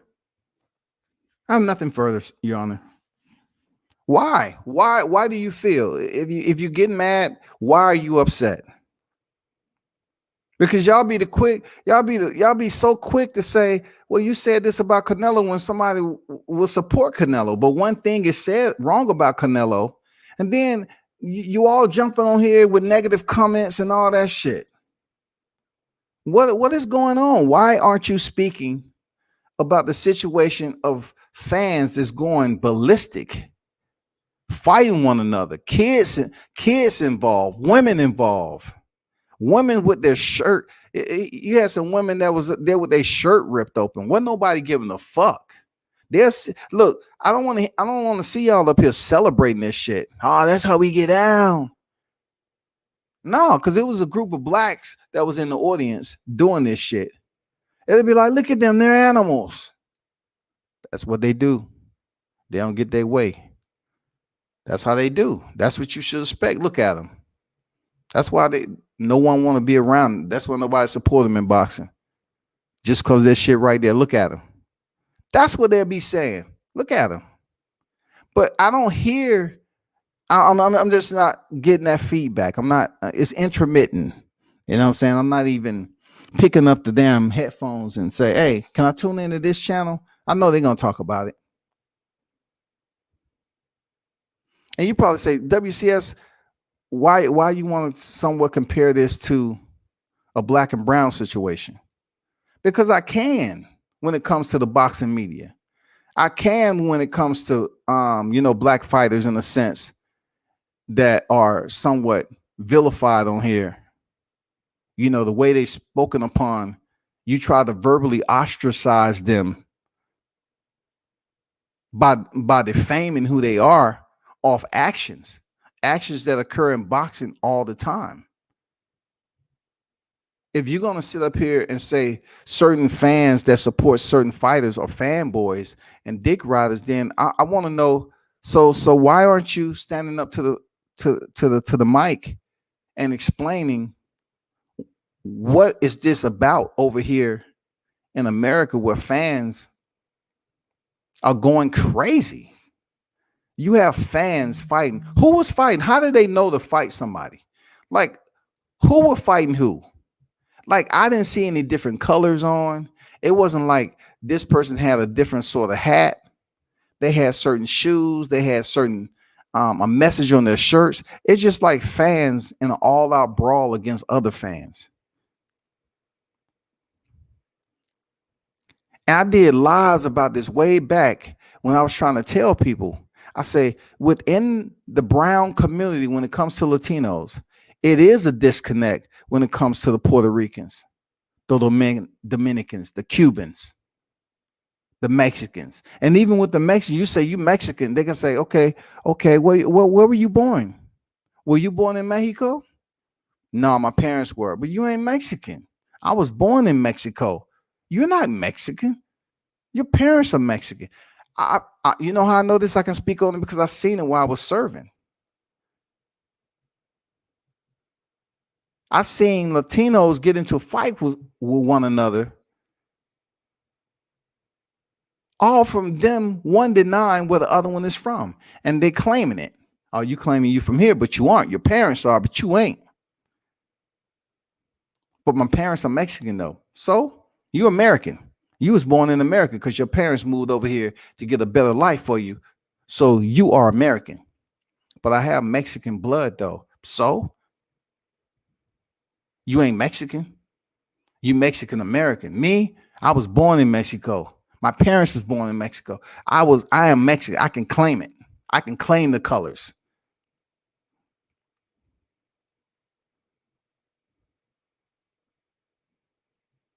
Don't come to me with this racial shit either, because I have Latino in my family. Period. So I don't want to hear nobody come to me with no racial shit, because my family is half Latino. All right. So I don't want to hear shit.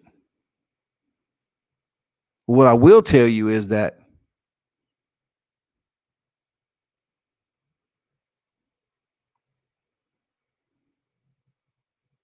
some individuals don't have their foot on the gas when it's appropriate for them to go forward on a narrative. When they trying to drive that shit all the way into a motherfucking wall, they'll drive it till the wheels fall off. If it's a certain fighter that they want to damn talk about, I find that a lot is going on. It doesn't matter how many times you support some of these fighters. Like, just think of it like this: what colors can I rep for WCS? What colors can I rep as a Black American?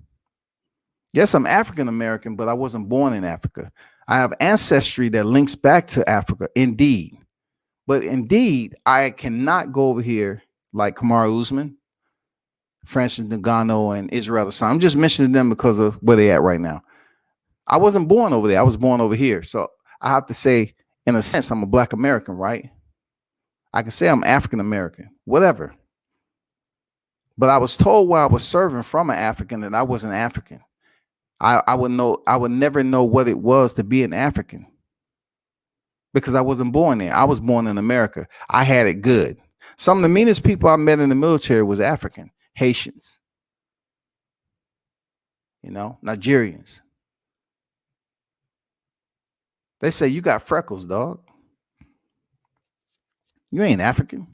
And the Africans hung together. They stuck together, for real. Just like you had the Filipinos, just like you had the Hispanics, wherever they from. You have the clique, just like you have the blacks. Everybody, ultimately, they hang together. But in some cases, when it comes to blacks having a divide, just like when it comes to the Hispanics, it happens. What I mean by that is American blacks is American blacks. It's no culture. It's no depth as to what you came up, what you was brought up on. We have certain things that we do, but not everyone operates like that. Africans, they have certain things culturally that they was raised within their country, how they was raised up on that. But in America, it's everywhere. It's a mixture of everything and anything. But back to what I was saying earlier is that I have to call it for what it is. A lot of areas of this YouTube community, when it comes to situations like this that should be spoken on, they're quiet. It was a mass brawl over there in California. You had two Mexicans, the first Mexican heavyweight. You had Chris Arreola in there contending against the former unified Mexican. And that's how y'all act? I'm just asking. Is that how y'all act though? When it comes down to it, you got the fight, you want it.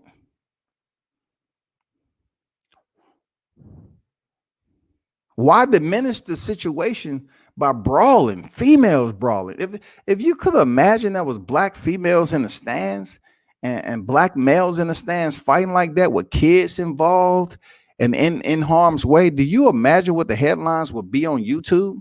Fuck everything else. Fuck the New York, Washington, ESPN, and all these other boxing scene, boxing twin. Can you imagine what the headlines would be here on YouTube?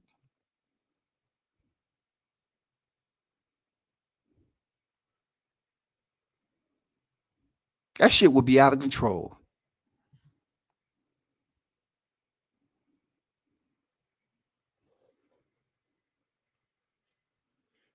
I'm not hearing y'all talk about it though. That's all I'm saying. I'm not hearing you all speak on it. No criticism, no nothing. But we want to have motherfuckers on here being counselors and unemployed life coaches. Do you think that what we saw in the audience, they should really think about how many black boxing fans they let into the arena until this dies down? Do you believe that, we should ban black on black fighters from fighting because this may happen again in the future? You know what I'm saying? I mean, I don't hear the questions being asked about the brawl in the stands, man, with these Mexican boxing fans. I know they dedicated hardcore fans, man. I've seen it with my own eyes. I used to go over to TJ as a teenager and watch boxing. You're talking to somebody who's been there. As a teenager, I used to go to TJ. From Palms, California, I used to take the bus over there to TJ.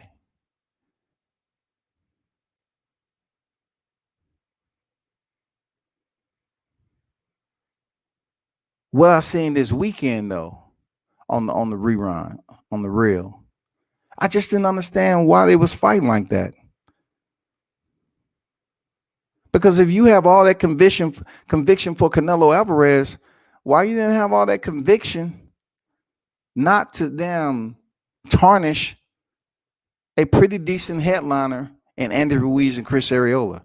Why wasn't that? Why am I not on this damn day right here? On this Monday, why am I not hearing the uproar and how the fans was acting? If you want to rep the Mexican colors, you should speak up for what they did, for those fans and what they did. Real talk.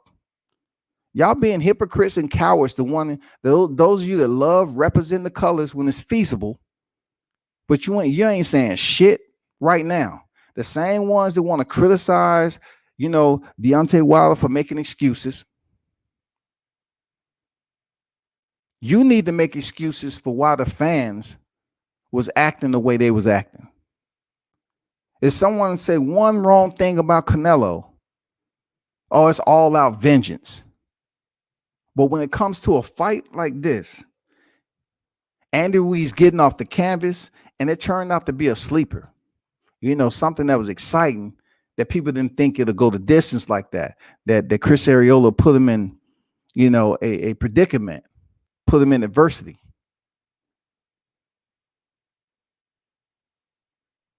But y'all got to keep that shit fair and clean.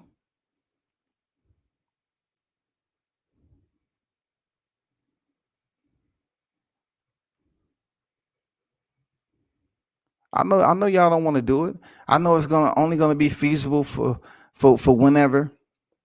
You know what I'm saying? It's only gonna be right. And the reason why I'm speaking up, because I can. When it comes down to Wilder's name in the same division as Andy Ruiz and Chris Arreola, you can come up with 100 different ways on why you have something to say about him not being in the ring, about him not saying anything for several months after his fight. And they probably behind their screens crying and whining and sending texts to my, oh, he always got to bring Deontay. Listen, this is the reason why though. Is because when Canelo Alvarez pops dirty, but yet he's going through his career, he is picking up champions, doing what he's got to do. He has flaws in his career. You act like his shit has been absolutely perfect. No matter how much I support the fighter, it doesn't matter. If I have criticism, I found that I get shit in my inbox on why I'm criticizing Canelo Alvarez. I get people that turn backstabbers all because of a comment that you made about a fighter that they never met in their life, people. Listen, this is all from people who never met Canelo in their life. Canelo is not the type of person, unless you Ellie Satback or ES News, seriously, that you can really say somebody meet Canelo on a regular basis. They can't say they did it. They can't say they sat down and had an interview with Canelo Alvarez, but they will defend him to the highest. But if a brother like me have to go through the storm of bias out here with people just stooping to a different level, a lower level of ignorance when it comes to the fight between Fury and Deontay Wilder, and just the way they acted before he even stepped in the ring with Fury, all the harsh criticism that's received, it did turn racist. It did. Absolutely. I have no problem with saying that shit did turn racist. And then and to a point, it still is to certain people. But then they're gonna pretend like it's not. They're gonna pretend like, oh, it's just we're talking, we're just criticizing him for making excuses. No, you can't criticize a man as if he wasn't anything to begin with, but yet Tyson Fury defeats him and he's placed as the fight of the year. You can't do that. You can't go to a pawn shop and get a fake ass diamond and then you put it on the princess and say all of a sudden this is one of the realest diamonds ever. It just looked a little cloudy to begin with, but since it's on her finger, that shit is one of the best diamonds ever found in life in a pawn shop. No, it's fake.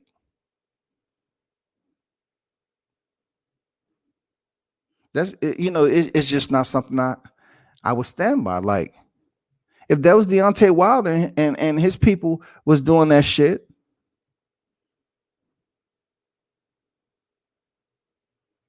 people would be on here with 4 and 5 motherfucking lives in an hour. Deontay needs to control his fans. Deontay needs to do this. Deontay is really not even looking out for those individuals. They would try to connect Deontay Wilder to the fans that was fighting over there. They don't know how to handle that. That's why Deontay Wilder's career is ruined. That's why he's never going to get anything past that because of this. I don't hear the outcry, people. I don't hear your voices ringing out on why you had Latino fans brawling in the stands.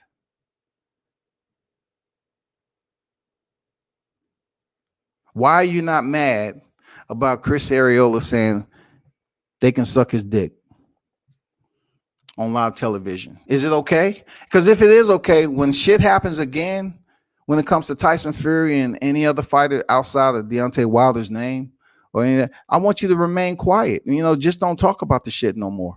So you want to hear WCS get on here and make you bite your teeth and grind them motherfuckers.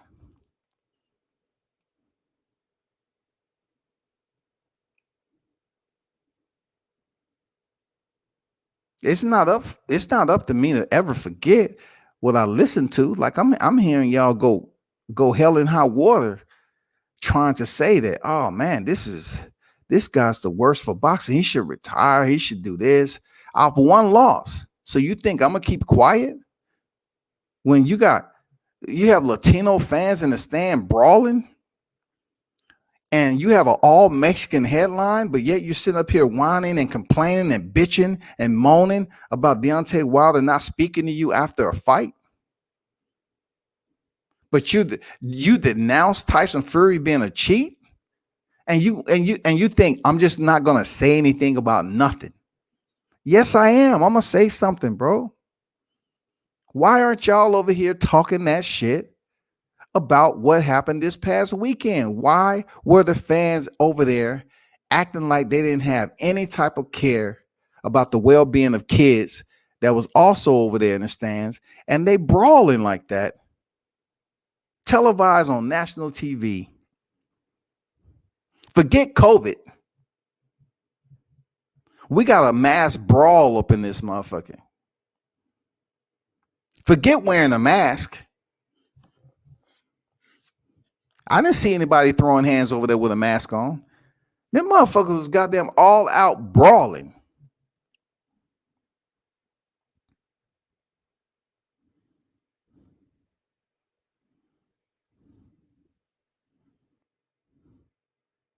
I thought here in the YTBC, those colors was unified.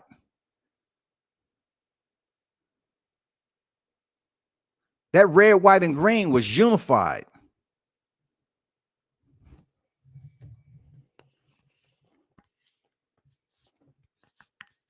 Why am I not hearing? You know what? You know what? I'm gonna give you the benefit of the doubt. I'm gonna give y'all the benefit of the doubt to just get, the wind down. You know what I'm saying? And start, talking about it when you have your little special sessions throughout the week. I want to see how much there's gonna be spoke on this.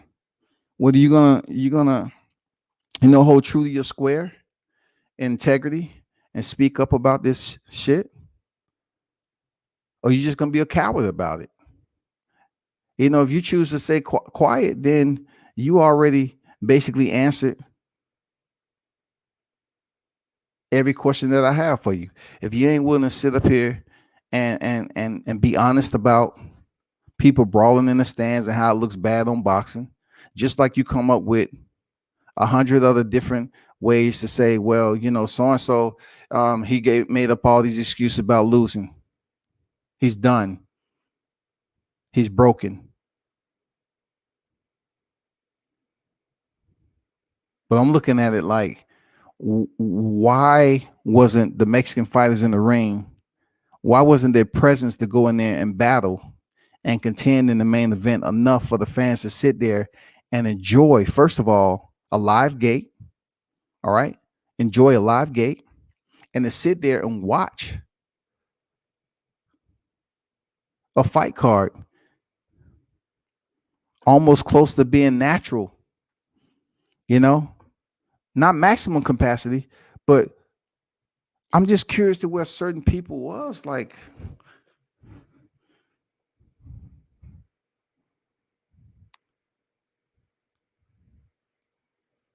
what's going on, man? He said a lot of aspirants don't want to admit defeat or we are wrong. I'm just asking for some of these channels that's always highlighting the Latino fighters all the time, and they won't hesitate to sit up here and criticize some of the other fighters. It's not just Deontay Wilder, but I'm just saying whenever some other fighters are in the news, they quick to talk about it. But I'm just saying we're talking about the heavyweight division. The heavyweight division was on deck this past weekend, and an all-out brawl took place. And I'm listening to some of these lives already, and no one really has anything bad to say about it. But yet you sit up here and make a whole list of mental notes on why you believe Deontay Wilder should just give up and take step aside money and let them fight for undisputed. Because he came up with so much excuse, so he need to be put on timeout. Why hasn't he fought since February 22nd? I'm asking myself the same thing with Fury. Why hasn't Fury fought since last year? Why has it been over a year for both fighters? Why are you so upset and agitated about the topic of discussion coming up with Wilder's name being included? The reason being is that Deontay Wilder is an easy subject for people to speak damningly about without even taking a breath. Bam, it's there. He made excuses about the suit. He lost. He couldn't handle the loss. He's clean to the press. He's out of the sport. He's retired. Never be back. Tyson Fury is going to fight 2020 or next year. He's got a fight schedule. His contract is over. He's done. Deontay's done. He can't come back. Damn, that month come and go. Oh, Tyson Fury and Anthony Joshua, they agreed to a 2-fight deal. It's on. Forget what everybody else. Shut up. The fight's happening. I don't want to call no names. I almost slipped up. I nearly slipped up and start calling some names. The fight's gonna happen. They mad. The fight's gonna happen. It's gonna happen. They need 30 days to come up with a venue. It's gonna happen. Boom. News come out. Tyson Fury, Anthony Joshua. They signed. The fight is signed. They're just looking for a venue. 30 days. 30 days come and go. Nothing. I still don't hear y'all up here making anything. anything relevant. I don't hear any new information. I don't hear the criticism that I'm looking for the bullshit that's been out here. And they keep cheering and cheering and cheering and cheering. Yeah, the fight's gonna happen. The fight's gonna happen, Deontay. And then meanwhile, you're like pushing Deontay out. You're like, nah, Wilder, go. Just disappear. We want this UK final. We want everything to be in the UK. Do you think? That's all I hear. Do you think? Do you think? Do you believe? Do you think? No, we ain't thinking. What we know is the fight hasn't happened. What we know is you look on BoxRec and there's nothing scheduled. What we know is this man Wilder is in the heavyweight division, just like the two Mexican fighters that was in the ring. What we do know is if it would have been black people that was in the stands this past weekend, it would have been lives going on all over this YouTube community. Did you see? Do you know? Have you seen? It would have been all over. But my big question to you is, why was if you had an all Mexican headliner, why was the fans fighting? Did they have a biometric DNA structure that you can get close to someone and you're able to determine where they was born? Who was fighting who? Why were you fighting? First of all, what the fuck were we watching? Why were you fighting all over the arena? How can there be a mass brawl when you have two Mexican fighters that's in the ring? Like, what are we watching? Maybe you should get together and send a message out there on how to conduct yourselves in a boxing event like that, especially a PPV. Conduct yourselves. Because even though Gervonta Davis has had his deal, like it wasn't look, it wasn't any mass brawls going on over there here in Atlanta. It didn't happen down here in the A. I mean, when Broner fought Pacquiao, was it any? When Deontay Wilder knocked out Luis Ortiz twice, was it any? You know, when he fought Fury the first time, was any brawls going on between the blacks and whoever else was there from the UK? Because how dare I say gypsies now? Because I've heard people go to hell and high water on a group of individuals that they know absolutely nothing about. Don't say that about the gypsies. You don't even know what a gypsy is. You couldn't identify a gypsy walking down the street. You couldn't identify a Jew walking down the street. But I can tell you who they can identify, and that is a black individual walking down the street. It can be dressed just alike. They say, stop. I see both of y'all dressed the same. You're black, right? I might get away with it if I say, no, not really. I was born over here, in Australia. That's what I was born and raised. They kept me on the swamps. However that shit go. And they looked at him and said, well, you Caucasian, right? European? And they said, no, I'm from here. I'm Jewish, actually. Oh, my apologies.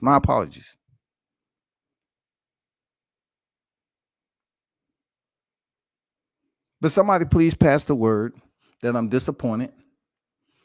And I know you don't give a fuck. It's okay. But I'm disappointed that you've proven my point with digressing away from some of these biased channels that are not reporting on the obvious. It doesn't matter if you're Hispanic or not. If your people are fucking up, you have to address it just like blacks do. Blacks will address where their people are. That wasn't right. Now I'm saying they went a little bit too far. That shit was fucked up. You have to.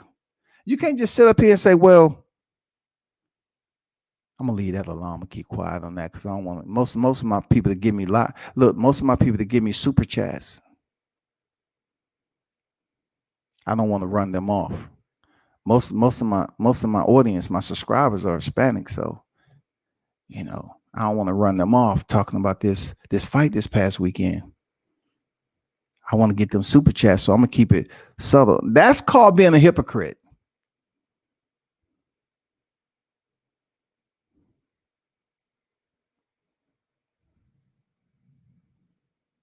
Don't be a hypocrite, man. Speak up.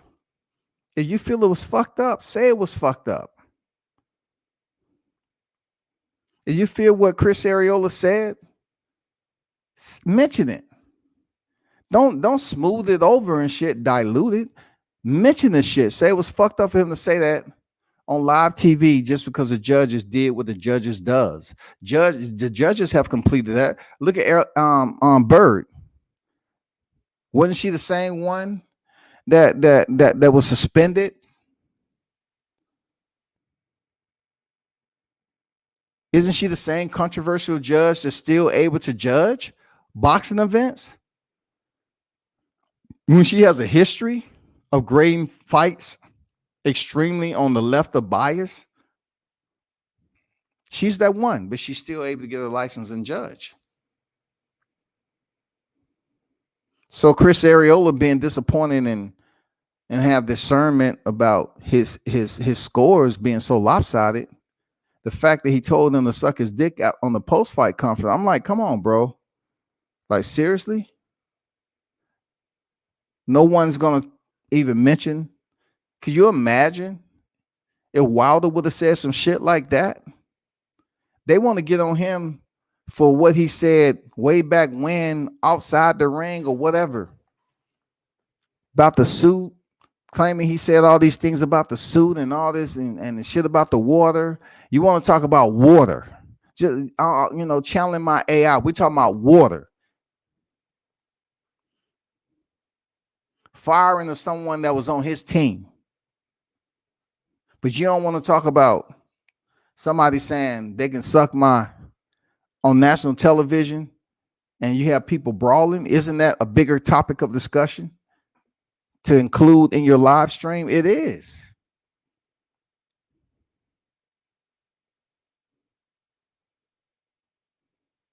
So just hold yourself accountable, just like you attempt to hold every other topic of discussion accountable when the name Wilder is mentioned in the heavyweight division.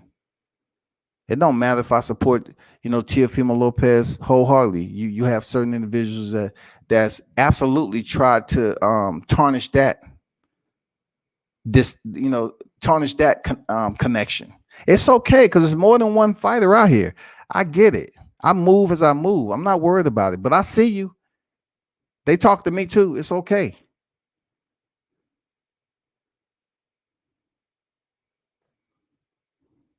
All I want you to do is, since the heavyweight division is absolutely on the burner right now, people are just waiting to see what's happening. In the meanwhile, we just had a heavyweight fight that I have to call it for what it is. I'm disappointed that I don't hear you screaming and yelling and all angry about what you've seen in the stands, about what you heard post-fight. That's being hypocrites, man. Point blank, period. It's being absolutely hypocrites.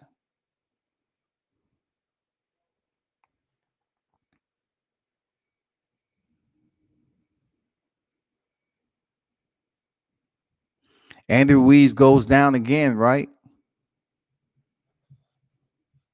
Are y'all screaming for him to quit the sport? Are y'all screaming, whining, and crying about him, quitting the sport when he was knocked down? Are y'all gonna claim it and y'all gonna call it on the weight loss? Oh, if he was his weight when he fought Joshua the first time and the second time combined, he could have been able to absorb that punch much better. They just trained him too hard over there, Eddie Reynoso. Are y'all sitting up here wondering if he should leave the sport now since a guy like Chris Arreola was able to drop him early?